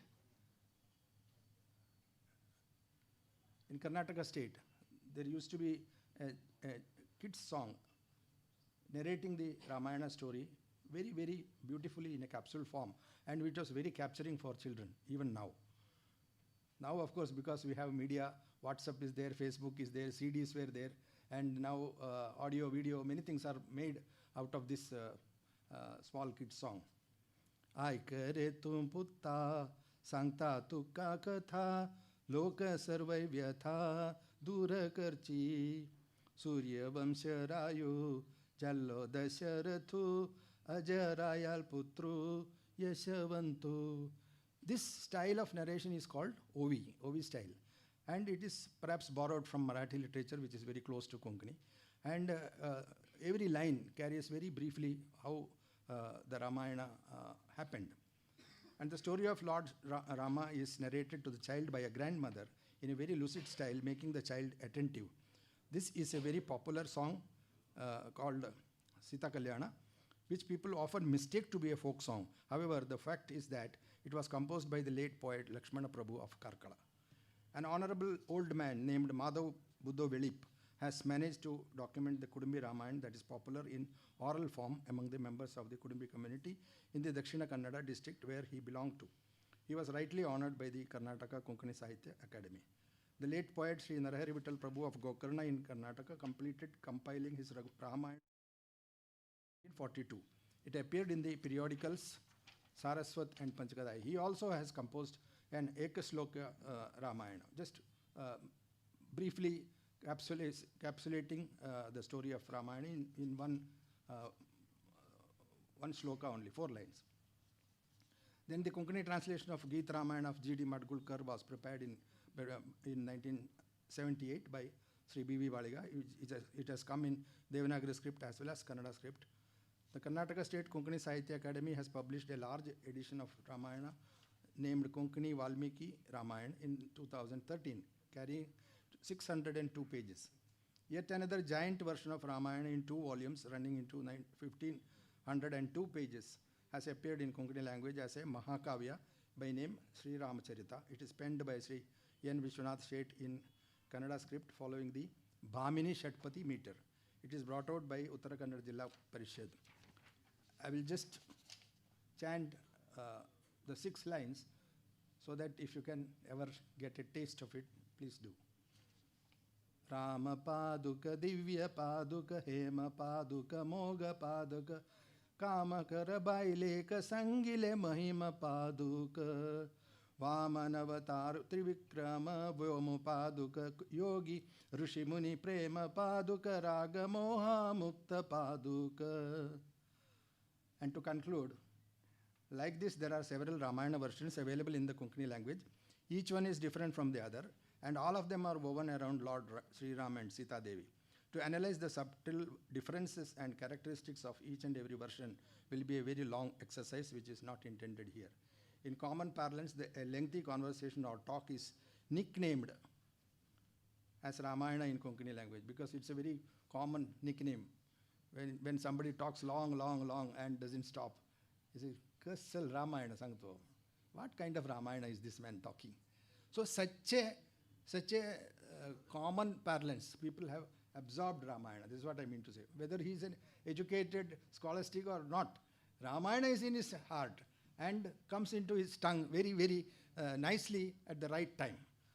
So this much immersed is my community and my language. And thanks to the Vidya Mandir authorities and organizers who have given this opportunity to me. And I hope my paper I will be sending the paper across to you. If at all there is any publication which can carry this, I'll be very happy. And thank you all. Namaste.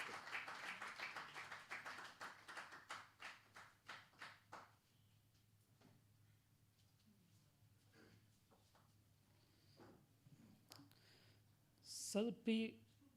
Ramesh Paisa is a former chairman in Konkani Sahitya Academy, Ernakulam, Kalkala, and Kerala, and Konkanis are they are living across Kerala and Goa largely, and he fought for the Konkani Bhasha to revive, and he largely served for the Konkani Bhasha, and also we got to know that there's a Ramayana in Konkani, and a lot other poems are formed in the Konkani. And thanks from the Samshodhana Mandir for presenting this paper. Now I invite my Guru and Venkatesh Acharya, who served as a HOD in Sri Satya Sai College, Bangalore, and he is largely known for the discourses about the Madhva philosophy, and I invite him and present his paper in this Sabha.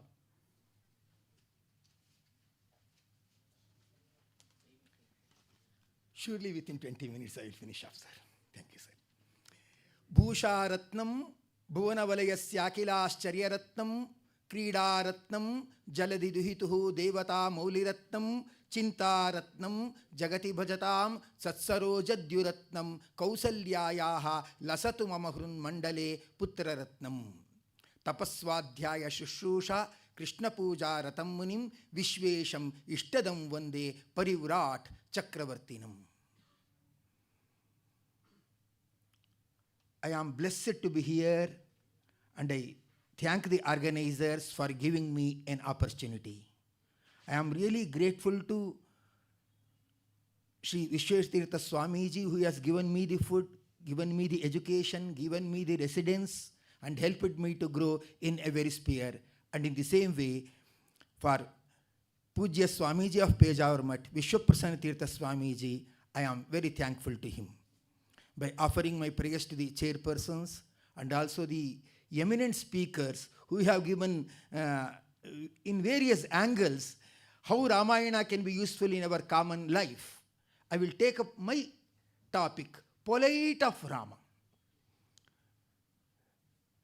Learned listeners, in our university, we are having more than 50 to 60 courses. In electives, we are having 500 or 600 electives, including science, commerce, and arts. MFM, MBA, like that, many master degrees they will be studying. If you ask anyone why you are studying this course, why you have applied this course, the common answer we get is, by studying this, we want employment. For after job, what do you want to do? We will get money. After that, what we will do? We will enjoy. The entire system is education, employment, enjoyment during the weekends, and in between the work, some kind of entertainment. That's all. So, only this thing is remaining. The main point which is missing is enlightenment. Why you are studying, what you want to do for the society? No answer at all. Only education, employment, entertainment, and enjoyment. No enlightenment at all. After this, what you want to do? What do you contribute to society? No answer at all. If you ask them what culture do you know, they say only one culture, that is agriculture.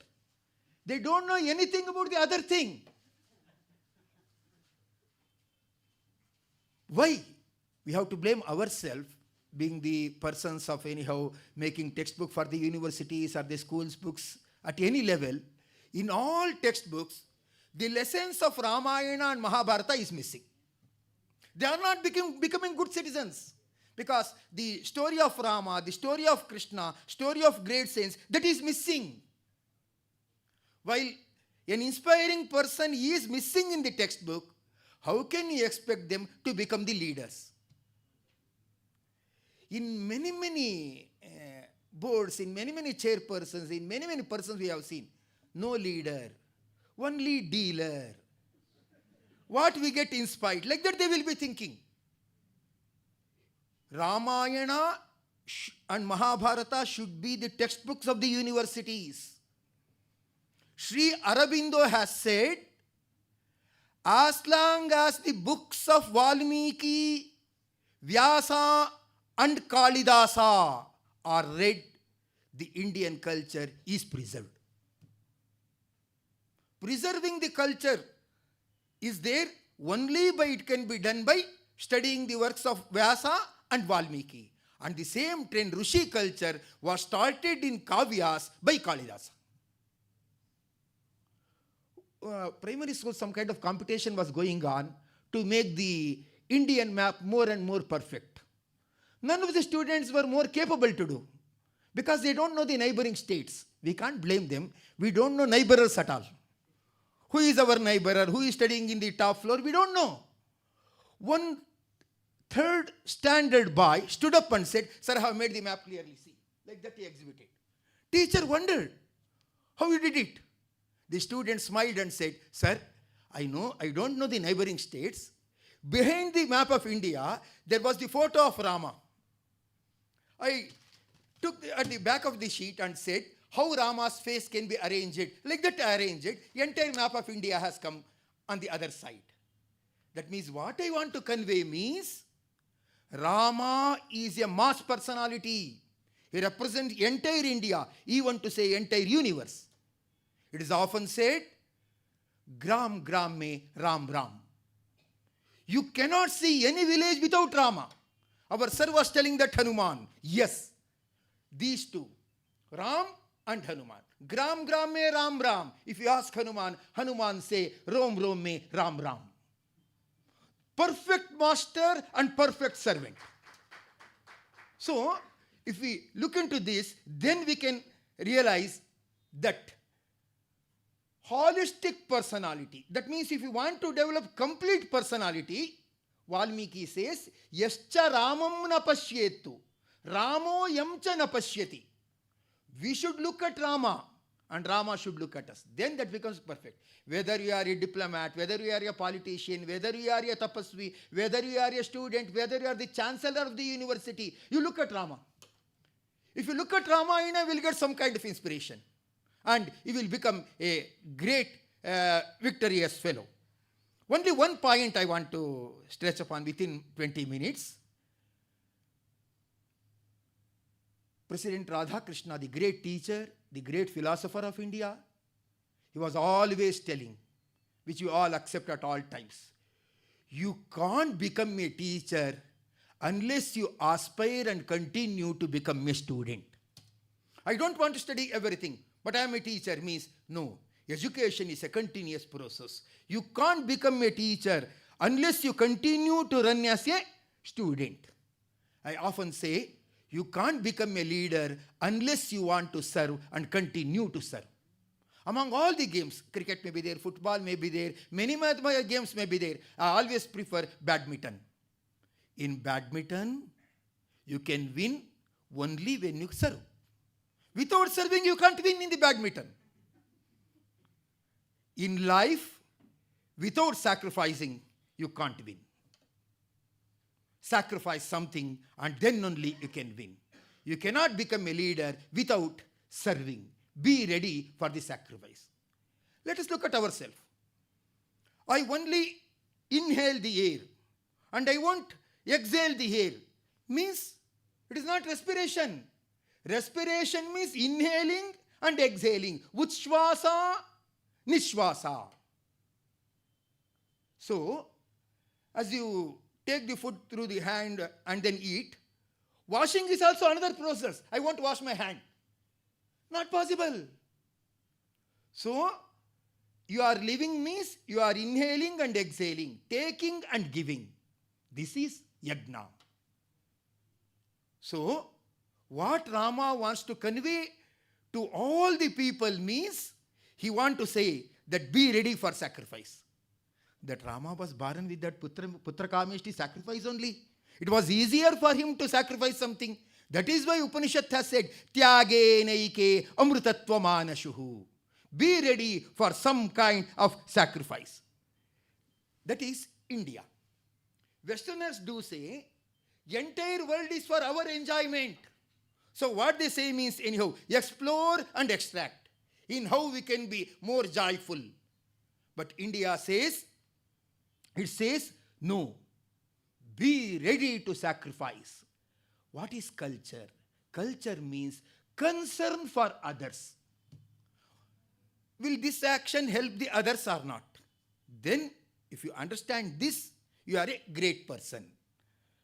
Tyagaya samrutarthanam satyaya mitabhashinam yashase vijugishunam yoge nante tanutyajam. The Raghu kings were invading the nations and making the treasury full. But Tyagaya, it is to help the needy persons and the deserved persons. And in the same way, they are all great, great orators. All, whether it is Dilipa, whether it is Raghu, all are Rajarshis, great, great orators. But they were speaking less. Because if we assure anything, if we won't put it into practice, then we become liars. So, Satyaya mitabhashinam, they were speaking less for the speak of veracity. And then, Yashase vijagishinam, they had the supremacy over the world. But they never troubled anyone. And yoge nante tanutyajam. At the end, yoge nante tanut, they were giving up their life by yoga. Whenever they decide, sufficient, means then they were giving up their life. That's what he was telling. Polite of Rama, the behavior of Rama. When behavior of Rama will be checked, it is often said, while everything is going on smooth, everyone will dance. Yes, it is my time, it is my time. Yes, everything is going on like that. Only when you are disturbed, the great person will dance. Even in the disturbed situations, he will give a courageous face. One situation I will tell. The Dasharatha announced coronation. The invitation were distributed everywhere. Everyone knew about it. And coronation was going on. Rama kept one step near the throne and he was about to ascend the throne. While he was about to ascend the throne, at that time Kaikeyi sent Manthara to Dasharatha, according to one Ramayana. That means if I ask before, someone may come and mentor Dasharatha and change his mind. With this intention, while Rama was about to ascend the throne, Manthara, Kaikeyi sent through Manthara, and Manthara uttered something to Dasharatha. You remember your promise, Bharata should be made as a king and Rama should be sent to forest. What Dasharatha has to do? Dasharatha calls Rama and tells, Rama, yesterday I declared it as a coronation. Some spelling mistake is there. It is not coronation, it is cancellation. He says, Rama undisturbed. He just got down from the steps and others were wondering, Rama, what happened? What happened? Any politics? Any politics? Tell us, why you are getting down? Like that he asked. Vikara hetau sati vikriyante yesham na chetamsi te eva dhiraha. Kalidasa says, in disturbing situations, who are not disturbed, they are the leaders. Dasharatha cancelled. Then all others, what? Any politics? Is Manthara or Kaikeyi? Like that everyone is asking. Rama tells, what great thing I have done? My father said, ascend the throne. I was about to ascend. He said, don't ascend the throne, get down. I got down. What's wrong? I have not done any great thing. You hire a car for some place. You tell the driver, go left. He will go left. Go right. He will go right. You have chosen the destination and you are directing him to go in which way he will go. Who I am? I am the son of Dasharatha. Whatever my father's, like a owner directing the driver, my father is directing me. If he says ascend, I will ascend. If he says descend, I will descend. Swaputra kurute pitur yadi vachaha kastatra bho vismayaha. I followed my father's order. I am not much intelligent. I followed my father's order. What greatness is there? I am not great. I just followed his orders, he says. That means that is the polite of Rama. That means even if you lose our principles in life, we should never lose. It is easy to say, difficult to practice, but Ramayana has kept that one in front of us. Respect the elders. In none of the university syllabus, they say respect your boss. In bracket, he is giving money. For that reason, like that they say. Respect your parents. That is not it is telling. But he said, whether money comes or not, I don't want that. But I have to respect my father. I am respecting the father. Like that he said. He didn't comment. Lakshmana says, this is wrong. Go and fight. Rama must have fought. Same Krishna tells to Arjuna, fight for your rights. Don't compromise. Like that same Krishna has said to Arjuna. Rama must have done that. Rama didn't do it. Rama says to Lakshmana, I can fight with Dasharatha. Because I am the senior most person, I should get like that, I can fight. Culture means concern for others. Now great doctors are there who have studied MBBS and MS.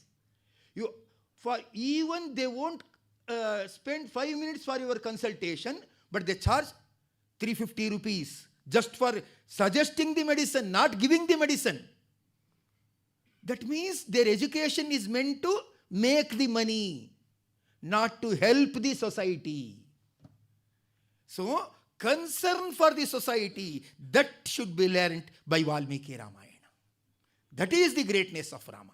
So, what Rama wants to say, I follow my father's order. Lakshmana says, go and fight. Rama says, Lakshmana, I fight and I will get it back. No problem. But one thing. By looking at me, someone may say, if my father makes property and gives home to me, then I can respect my father. What type of father? What type of citizen you are? You have not made any site. You have not made any bungalow. You have not purchased any car. What type of father you are? The fatherhood cannot be tested by making property or shifting property. Many parents are there. They don't know how to wear the shoe. Left shoe or right shoe, they don't know. Because they spend their life through chappals only. But for the grandson or for their son, as a rule, they go to shop, purchase the shoe and give it to them. Sacrifice of the father. So, whether he gives property or not, my father remains as a father to me. So, respect them irrespective of taking something. That is what Ramayana wants to tell to us. So, for that he is ready for anything. And in somewhere I was reading in some government reports, village students are more healthier than the city students. Because in village students, they have to walk for 5 kilometers every day. For their school, they walk for 5 kilometers and come back. In city, they are having van for everything. They want only two things, mobile and automobile. Nothing else than that. But in village, they walk for 5 kilometers and they come back to home 5 kilometers. That is why they are healthy. In city, it is not like that. Understand? Their stomach has come forward in such a way that they don't want any desk. They can easily write on their stomach. Make them to go hard. Workship or hardship should be there. At the age of 13, Vishwamitra visited Dasharatha's council and said, send your son to ashram. Send your son to ashram. Dasharatha says, no.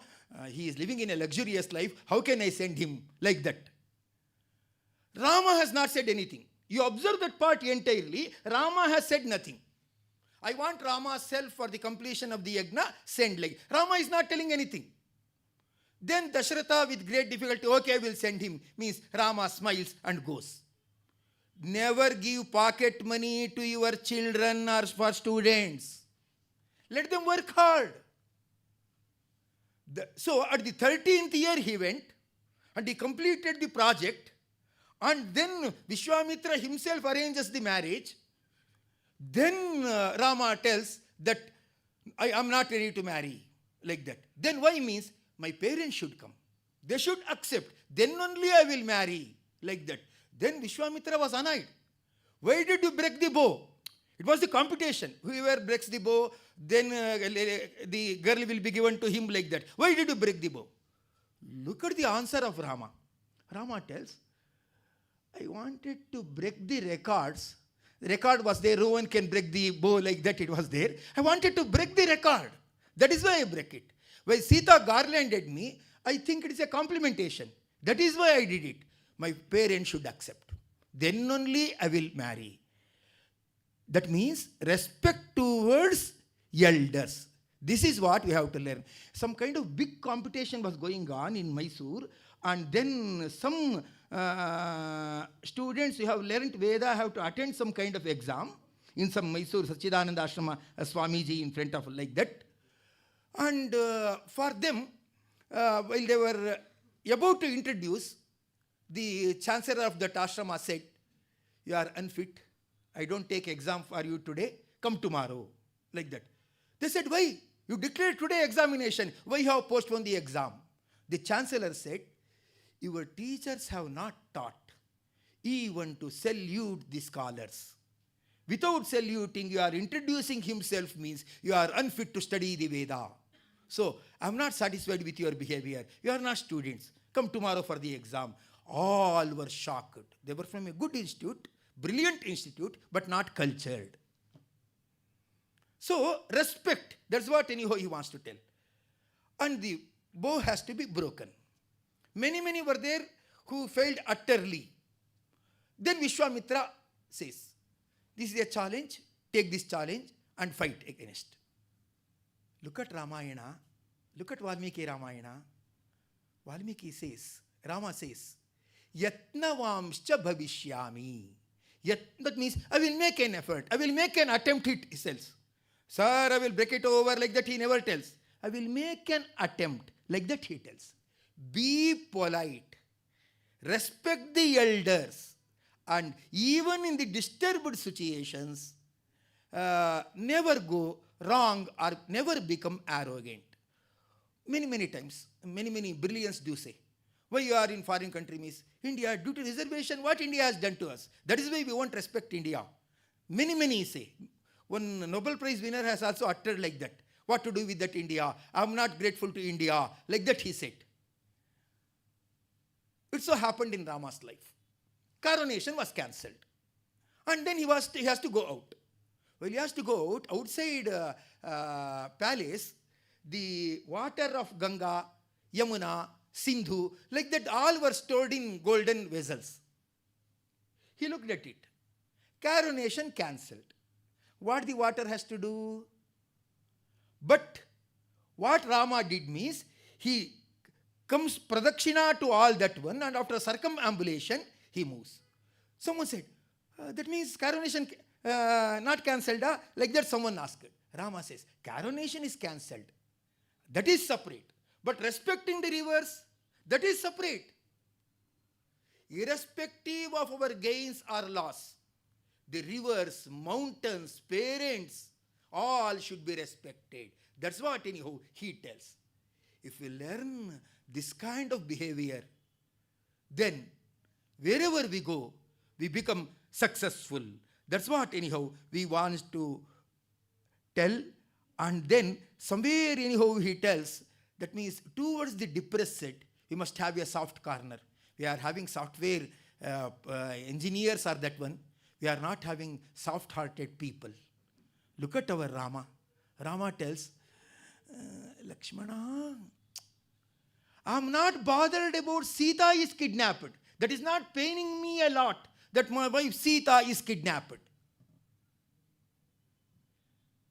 I am more pained that Jatayu has been severely punished and killed in such a rude way.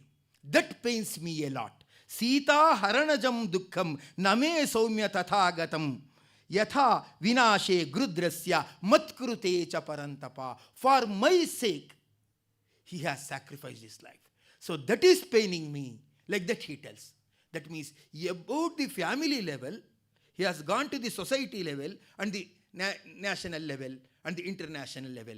That is the behavior of Rama. If you look into Rama stories or that one, what we have to do means we should tell to our children, our grandchildren, this is the behavior of Rama. So we should respect Rama. Like that we have to tell.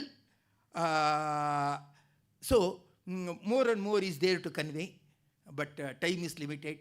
And I am more blessed by hearing to the lectures of great persons how self-management could be done, how we can deal with the society. Like that, all speakers were enlightening me in such a way, and I am bathed in their good thoughts. With that, I close my presentation. Yes, sarvaguna sampurnaha, sarvadosha vivarjitaha, priyatam pritaye valam, vishnurme paramassurutu, Shri Krishnarpanam astu.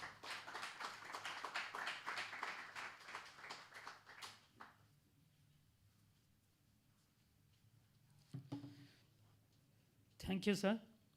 And now I request Ramanamurthy sir to come and present for the Sundar Kandam. They will present the paper.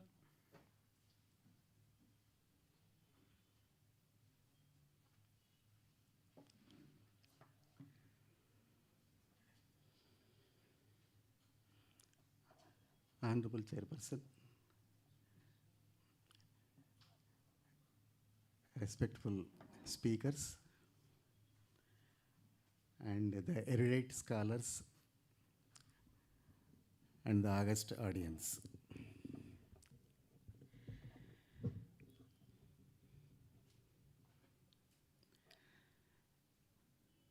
So at the outset, I have to admit that I am not a great scholar in Sanskrit I started my career as lecturer in English in 1980 in Rashtriya Sansthan in Puri campus, and after that I was transferred to Guruvayur campus, and in 2019 I retired from there as professor in English. And I am a last minute addition, and I was added to this Sabha like there is a vacant seat in Pushpak Vimana always, like that. And here also I am here, and it is more or less just like vote of thanks or something like that. And I am not here to enlighten anyone, because you are already enlightened once. And whatever I feel, whatever I experienced in my life, I wish to share some of my feelings with you before I wind up. So here already I was introduced as speaking on Sundarakanda, the fifth Kanda of Ramayana, and by its name itself it is Sundarakanda. Sundare Sundaro Ramaha, Sundare Sundari Kadaha, Sundare Sundari Sita, Sundare Sundaram Vanam, Sundare Sundaram Kavyam, Sundare Sundaram Kapihi, Sundare Sundaram Mantram, Sundare Kim Na Sundaram. Everything is beautiful. And Valmiki, he is at its zenith of his imagination, description that he has given in this Kanda, Sundarakanda. And nowhere the protagonist Lord Sri Rama may be visible in this Kanda, but his name is chanted by his messenger Lord Hanuman, and who is on a mission to locate Goddess Sita and to carry the message from Lord Sri Rama to Goddess Sita, and if possible, take Goddess Sita back to Lord Sri Rama, something like that. And when he launched himself from that Mahendragiri mountain, and on the way some obstacles like Sursa or Simhika, something like that, and Mainaka wanted to give some kind of shelter, but he was also misunderstood by Lord Hanuman. And after that he entered into Lanka after killing Lankini, and the wide and very imaginative description that Valmiki has given in the description of Lanka and the life of the Rakshasas. And even Lord Hanuman, even though a blessed one, like an ordinary person, he is also confused and overtaken by the affluence and richness of Lanka. But then logic and reason prevailed, and then he went to, he would be thinking that no, Sita would not be here and she must be in the sorrowful condition. And after that, he went to Ashokavanam and located Sita and asked Sita to come back, but Sita refused by saying that Lord Rama will come and he will kill Ravana and he will take me back. Till then, I will be waiting here, no problem. Because even then, Lord Hanuman, there again he went back, and there in Madhuvana, how these people enjoyed and all these things. And you know, all this Sundarakanda, because why I liked Sundarakanda in Ramayana, whenever I felt disturbed or something like that, I used to do the Parayanam of Sundarakanda, and which used to give me, or which used to relieve me from all the tension and from all the difficulty or from all the problem or issue, whatever it may be, which I faced. And most of us, we used to do like this because whenever we are disturbed, because Valmiki, he has blessed the Sundarakanda, that whoever reads this Sundarakanda, that person would be blessed one, and that person would not be having any problems because of Lord Hanuman, and who has given the boon, or who has carried the boon of Shani to the entire world, that if I follow Sundarakanda and Lord Hanuman, Shani may not be harassing me or something like that. We all do like that. And most of us, you are all scholars in Sanskrit, and you might have read Sundarakanda so many times. You might have reading that word is not good, and instead we can say Parayanam, and that has wider connotations than reading. And in the end, I just conclude, because whatever I felt from my heart, I shared with you, and of course. Thank you, sir. And now I request the chairperson, Srinivasmurthy sir, to give a Ashirvada for the whole Sabha, and we are waiting for your conclusion words. ಅಲ್ಲೇ ಕೊಡ್ಲಾ?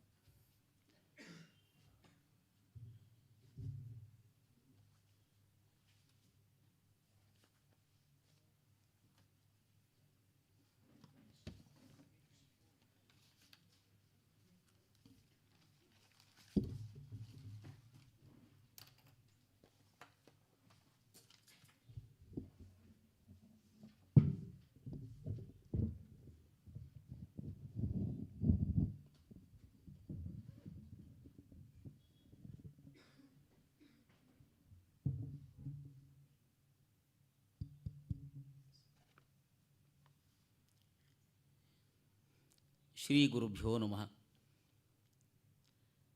ತಪಸ್ವಾಧ್ಯಾಯ ಶುಶ್ರೂಷಾ ಕೃಷ್ಣಪೂಜಾರತಂ ಮುನಿಂ Vishwesha ಮಿಶ್ರದಂ Vande ಪರಿವ್ರಾಟ್ ಚಕ್ರವರ್ತಿನಂ.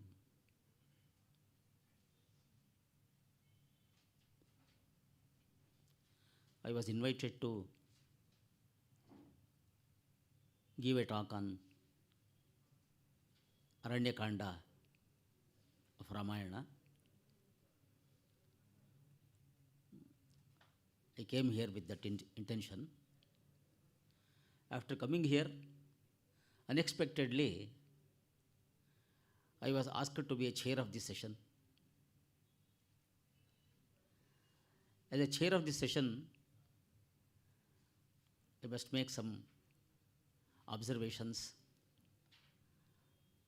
on the previous lectures of scholars. Dr. Sundar gave a very inspiring and enlightening talk on Ramayana.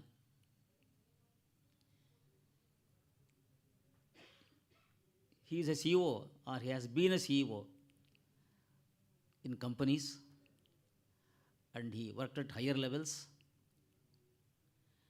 Because of his experience at higher levels, he was able to give a talk of a kind that he gave here. He viewed Ramayana in many ways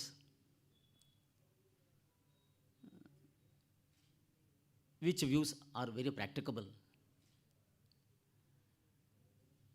He can make use of suggestions in Ramayana to his administrative duties. Others also can do. That's a very enlightening,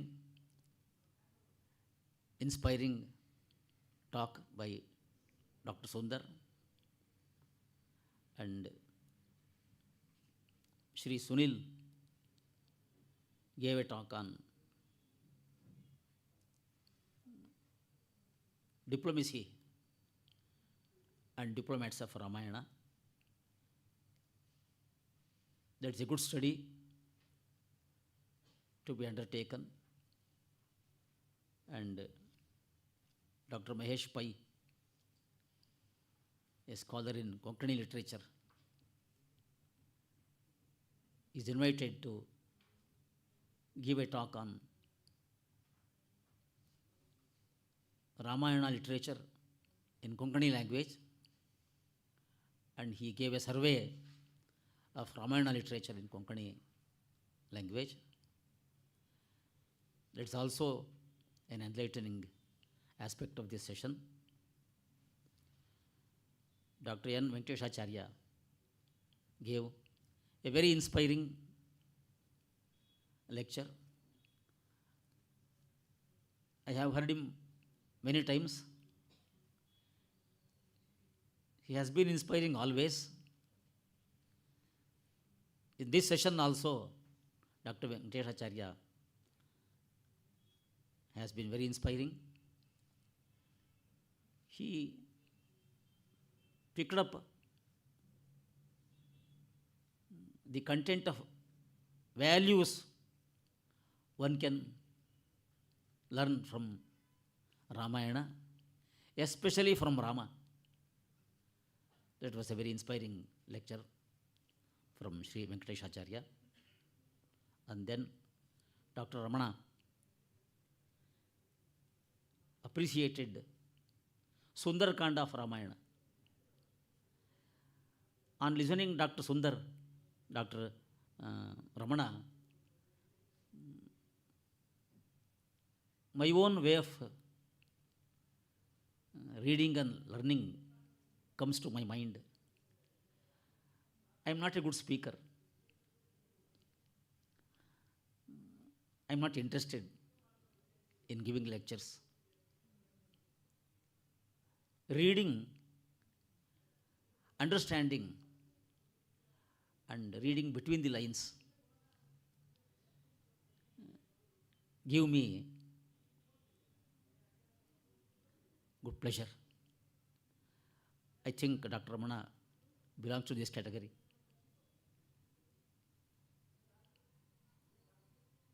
This is my observations as chair of this session. Now, for a few minutes, I go to my subject.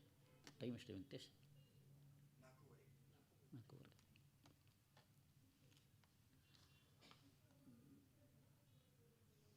I am asked to give a talk on the salient features of Aranyakanda.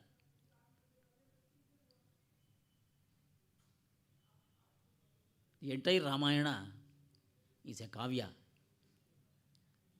and the author Valmiki is considered Adi Kavi.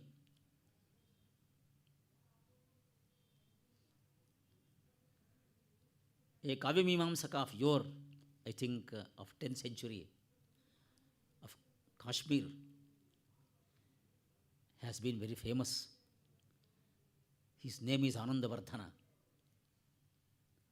His work is Dhvanyaloka. In that work, he says, Dvitraha Kavayaha. There are only 2 or 3 poets. Dvitraha Kavayaha. His assessment it is. Dvitraha Kavayaha. And he names those poets. Vyasa, Valmiki, Kalidasaha. He says. Vyasa a poet in his consideration. Valmiki a poet in his consideration. And Kalidasa a poet in his assessment.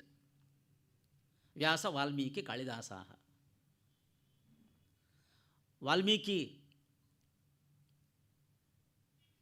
has earned such a great respect in the society of critics, great critics like Anandavardhana.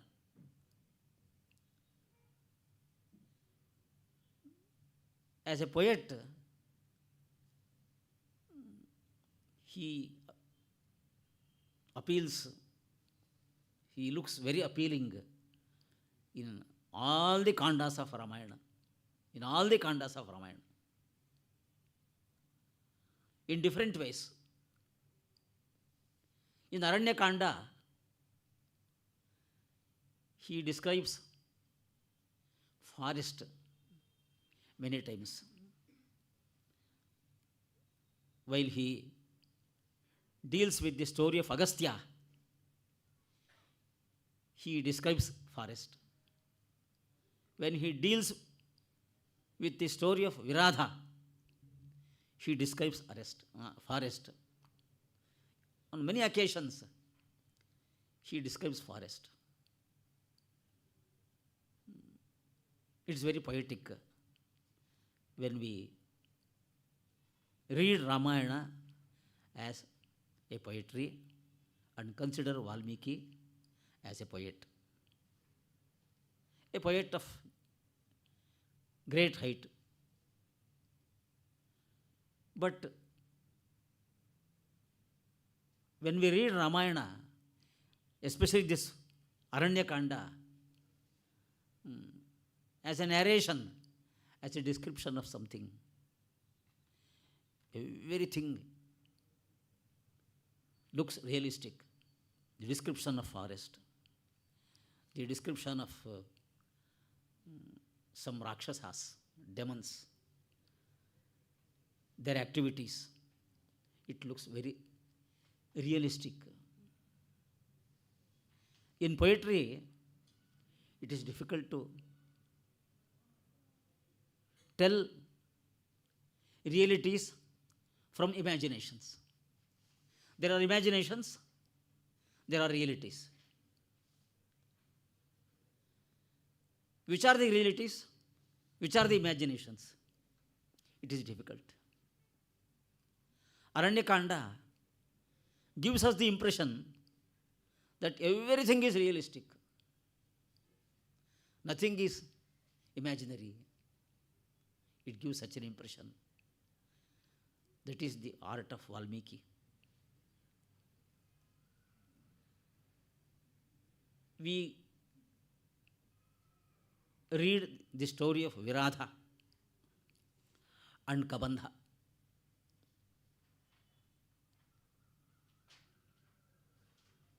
When you go on reading the story of Viradha and Kabandha,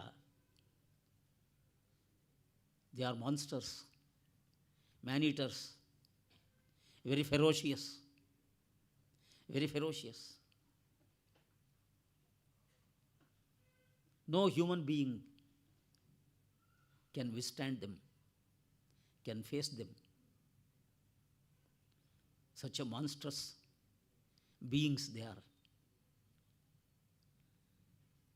This Viradha attacks Rama, Lakshmana and Sita. He attacks in such a way, he takes possession of Sita and asks Rama and Lakshmana to run away from that place, leaving Sita. And he makes Sita his wife. He uses that language, attacks so ferociously.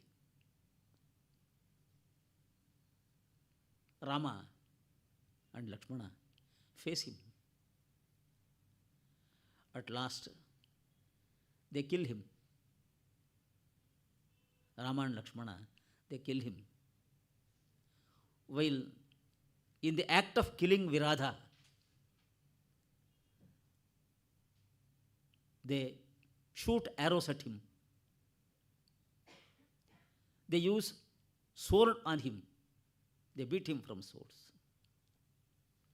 They pound him. But he does not die. With all this, he does not die. What a monster. Valmiki Ramayana gives a description of Viradha. He held in his hand a pike, or what is called shula. To that shula, he had fixed a few lions, a few tigers, some antelopes. What a ferocious act. With this ferocious act, he rushes towards Rama and Sita and Lakshmana. As human beings, how could Rama and Sita and Lakshmana face him? This kind of Viradha was killed by Rama and Lakshmana. He was attacked, hit seriously, but he did not die. At one point, Viradha understands that the persons who are attacking him are great persons. One is Rama, another is Lakshmana. That woman was Sita's wife, Rama's wife. He understands. And then he says, naturally, he is not a demon. He is a Gandharva called Tumburu. When Gandharva, Tumburu, he misbehaved with an Apsaras called Rambha. Because of this misbehavior, Kubera cursed him to be this kind of ogre. Ogre is O-G-R-E, this kind of ogre. Is Rakshasa, this kind of Rakshasa. The curse worked on him. On reading Ramayana, we have to learn how curses work ferociously. How curses work ferociously. How one's natural life gets damaged Tumburu's life got damaged severely on this curse. Without knowing that he was a good soul, he acted as a Rakshasa. After understanding that the persons who are hitting him are Rama, Lakshmana and Sita, he requests Rama to bury him in a pit. Only that way he can cast his body off, and there will be redemption from that kind of curse. Rama, Lakshmana dug a pit of that size where he could be buried, and he was buried. His Rakshasa body went off and he ascended to heaven. On learning this Viradha story in Aranyakanda, we have to understand how curses work. Even good souls have their own weaknesses. They commit errors, and the errors bring this kind of result. The errors bring this kind of result. So we have to be very careful. We have to be very careful. That is the story, or that is the lesson we learn from Viradha. Kabandha story is here in Aranyakanda. That's also a story of this kind. Very ferocious, very ugly. Rama and Lakshmana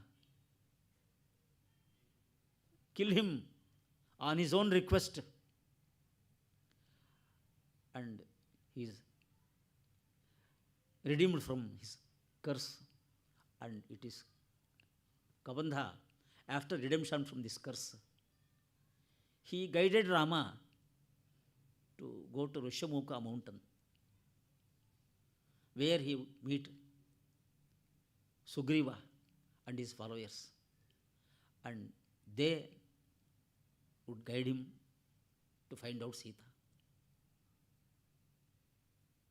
That is Kabandha's story. A cursed soul, a good soul, a cursed soul. So we have to be very careful that we should not receive curse from others, good curse from great souls. This is the story of Kabandha and Viradha in Valmiki Aranyakanda.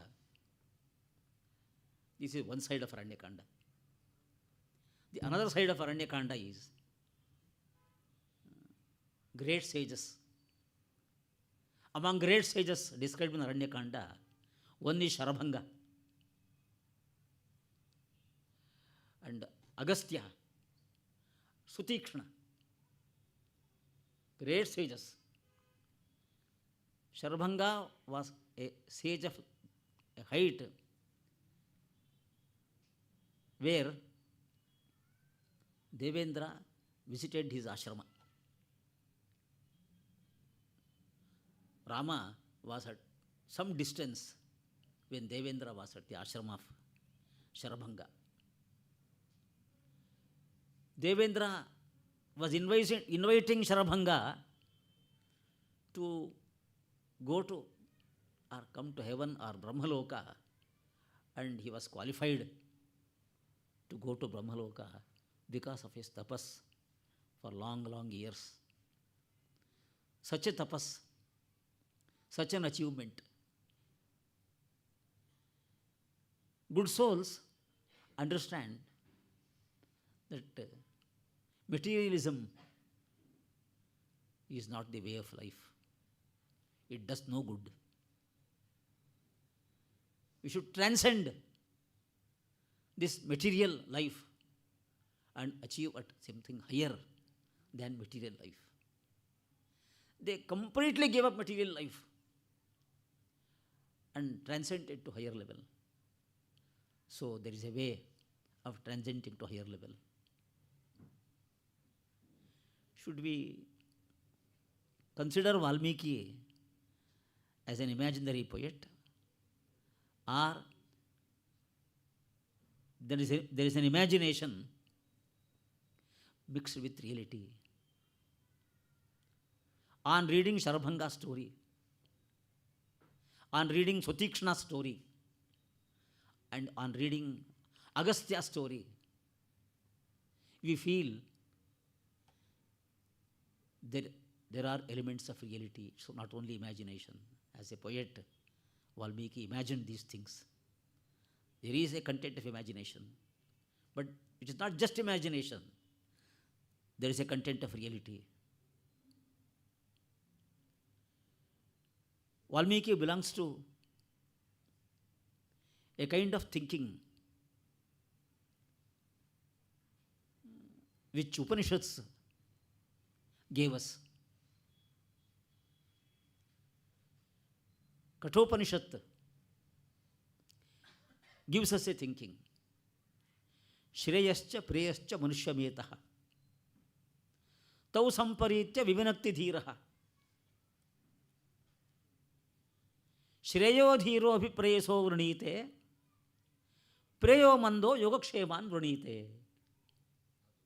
There are two paths to all human beings who are born here on the earth. There are two paths to choose. One path is called Shreyas. Second is called Preyas. The path of Preyas is of materialism, material enjoyment, as this world has been seeing since last 100 years or more. Just materialism. That is Preyas. Shreyas is another path where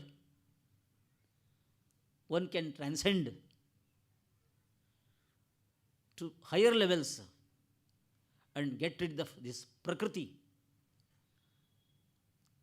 We are bound by Prakriti, and because of this Prakriti, we are in sorrow.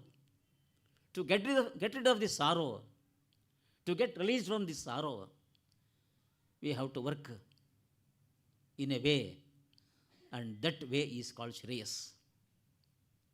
To transcend this material world, this material life, is path of Shreyas. Dhiraha Shreyaha vranite. Only a good thoughtful person can choose Shreyas. Dhiraha Shreyaha vranite. Preyaha mandaha. One who chooses the path of prayas, the path of materialism, is manda. Manda means he is dull. He can't think correctly. So, two paths are shown in Kathopanishads. In Aranyakanda, the story of Sharabhanga, the story of Agastya, the story of Sutikshna shows many souls in the past chose the path of Shreyas. Therefore, they completely gave up external worldly life. They completely gave up external worldly life. They meditated upon higher things, God, Brahman, greater values. They meditated upon the greater values, God and Brahman, and they achieved in their endeavor. How long they endeavored for their success? 10,000 years or more. They worked 10,000 years or more to achieve success. So, to be successful in the path of Shreyas, one has to work hard. one has to work for a longer period. Not 2 years, not 5 years, not 10 years. 10,000 years. Sharabhanga worked. Performed penances. Agastya worked that way. And Devendra visited their ashramas and invited them to come to higher worlds. Devendra tells them they are qualified to go to higher levels. Another aspect in this Aranyakanda is this Sharabhanga, this Sutikshana. When Rama visited the hermitages, they say they have earned these higher places on account of their sheer penances.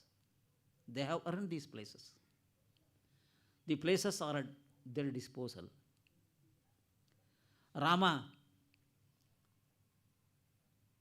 was made to go to Aranya by Kaikeyi. Now they have in the Aranya. Sharabhanga, Sutikshana request Rama, Lakshmana, Sita to go to higher places. They have earned which places are at their disposal and live there for the period of 12 years. They offer places. Such achievement we read in Aranyakanda. So, as a poet, Valmiki shows very excellent imaginations in Valmiki Ramayana, while describing forests, while describing demons like Viradha, Kabandha and others, excellent imaginations. Along with these excellent imaginations, he gives us the impression that there are realities. They are not just imaginations, there are realities. The story of cursed Viradha, cursed Kabandha gives us the impression of this reality. And I want to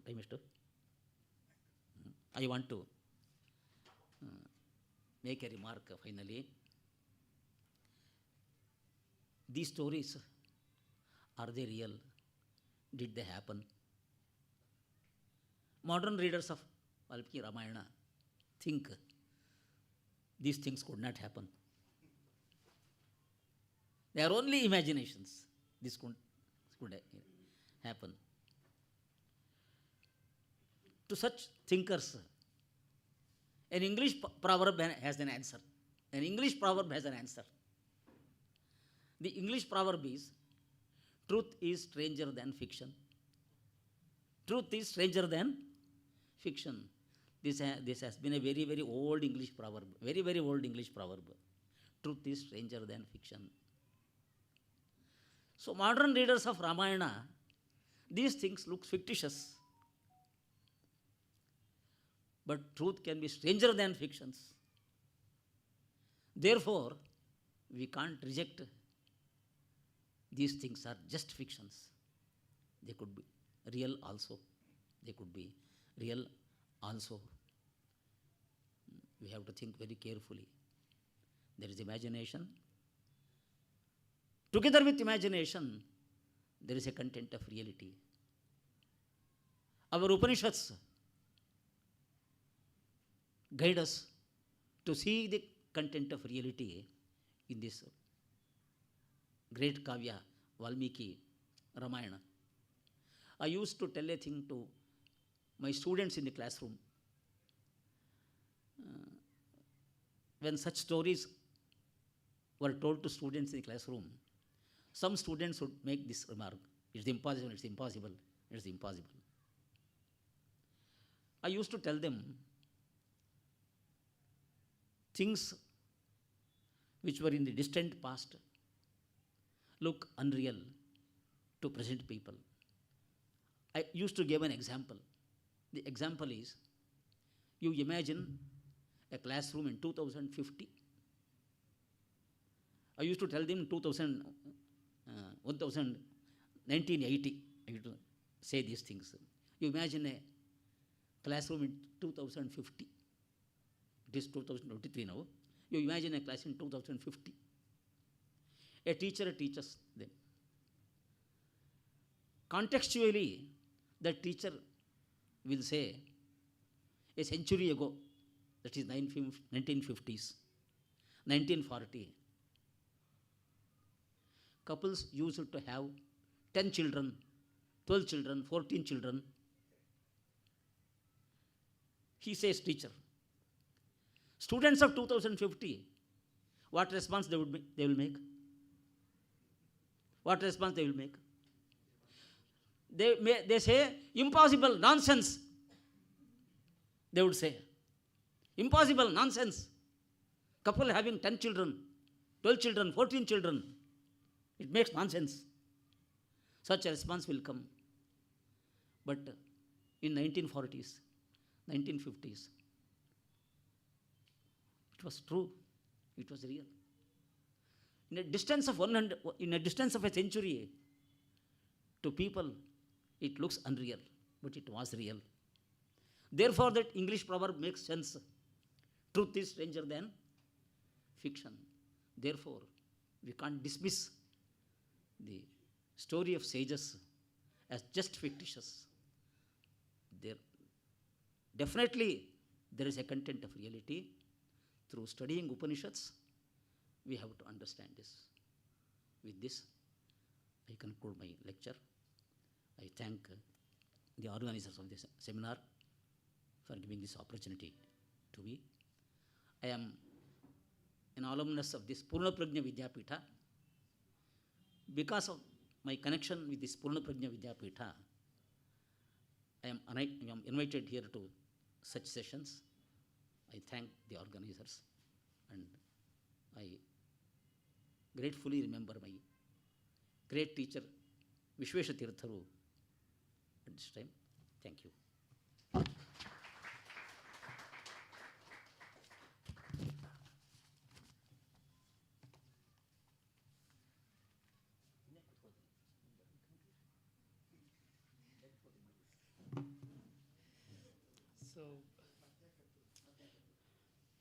So today,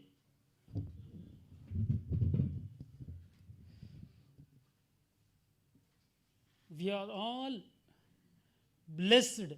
Actually, we are all blessed because lot of the scholars, they came and they inspired us. So I really thank all of these scholars from the institution of Samshodhana Mandir and Shri Pejamat Swamiji, Shri Vishwaprasannatirtha Swamiji. And one thing, what I getting from this sabha, no? So we are all like a Viradha.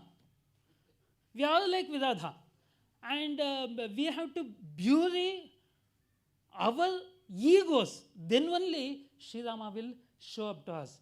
So that's what I am getting, and so I really thank the scholars who presented their papers and the listeners.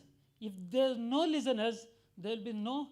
If there is no Shrotaraha, tarhi there will be no Vaktaraha. So I really thank the listeners who are coming from the Bharat's other side, and I really thank all of you and my colleagues and my friends, my students, everyone. And from this now, I am concluding this session. Thanking you everyone.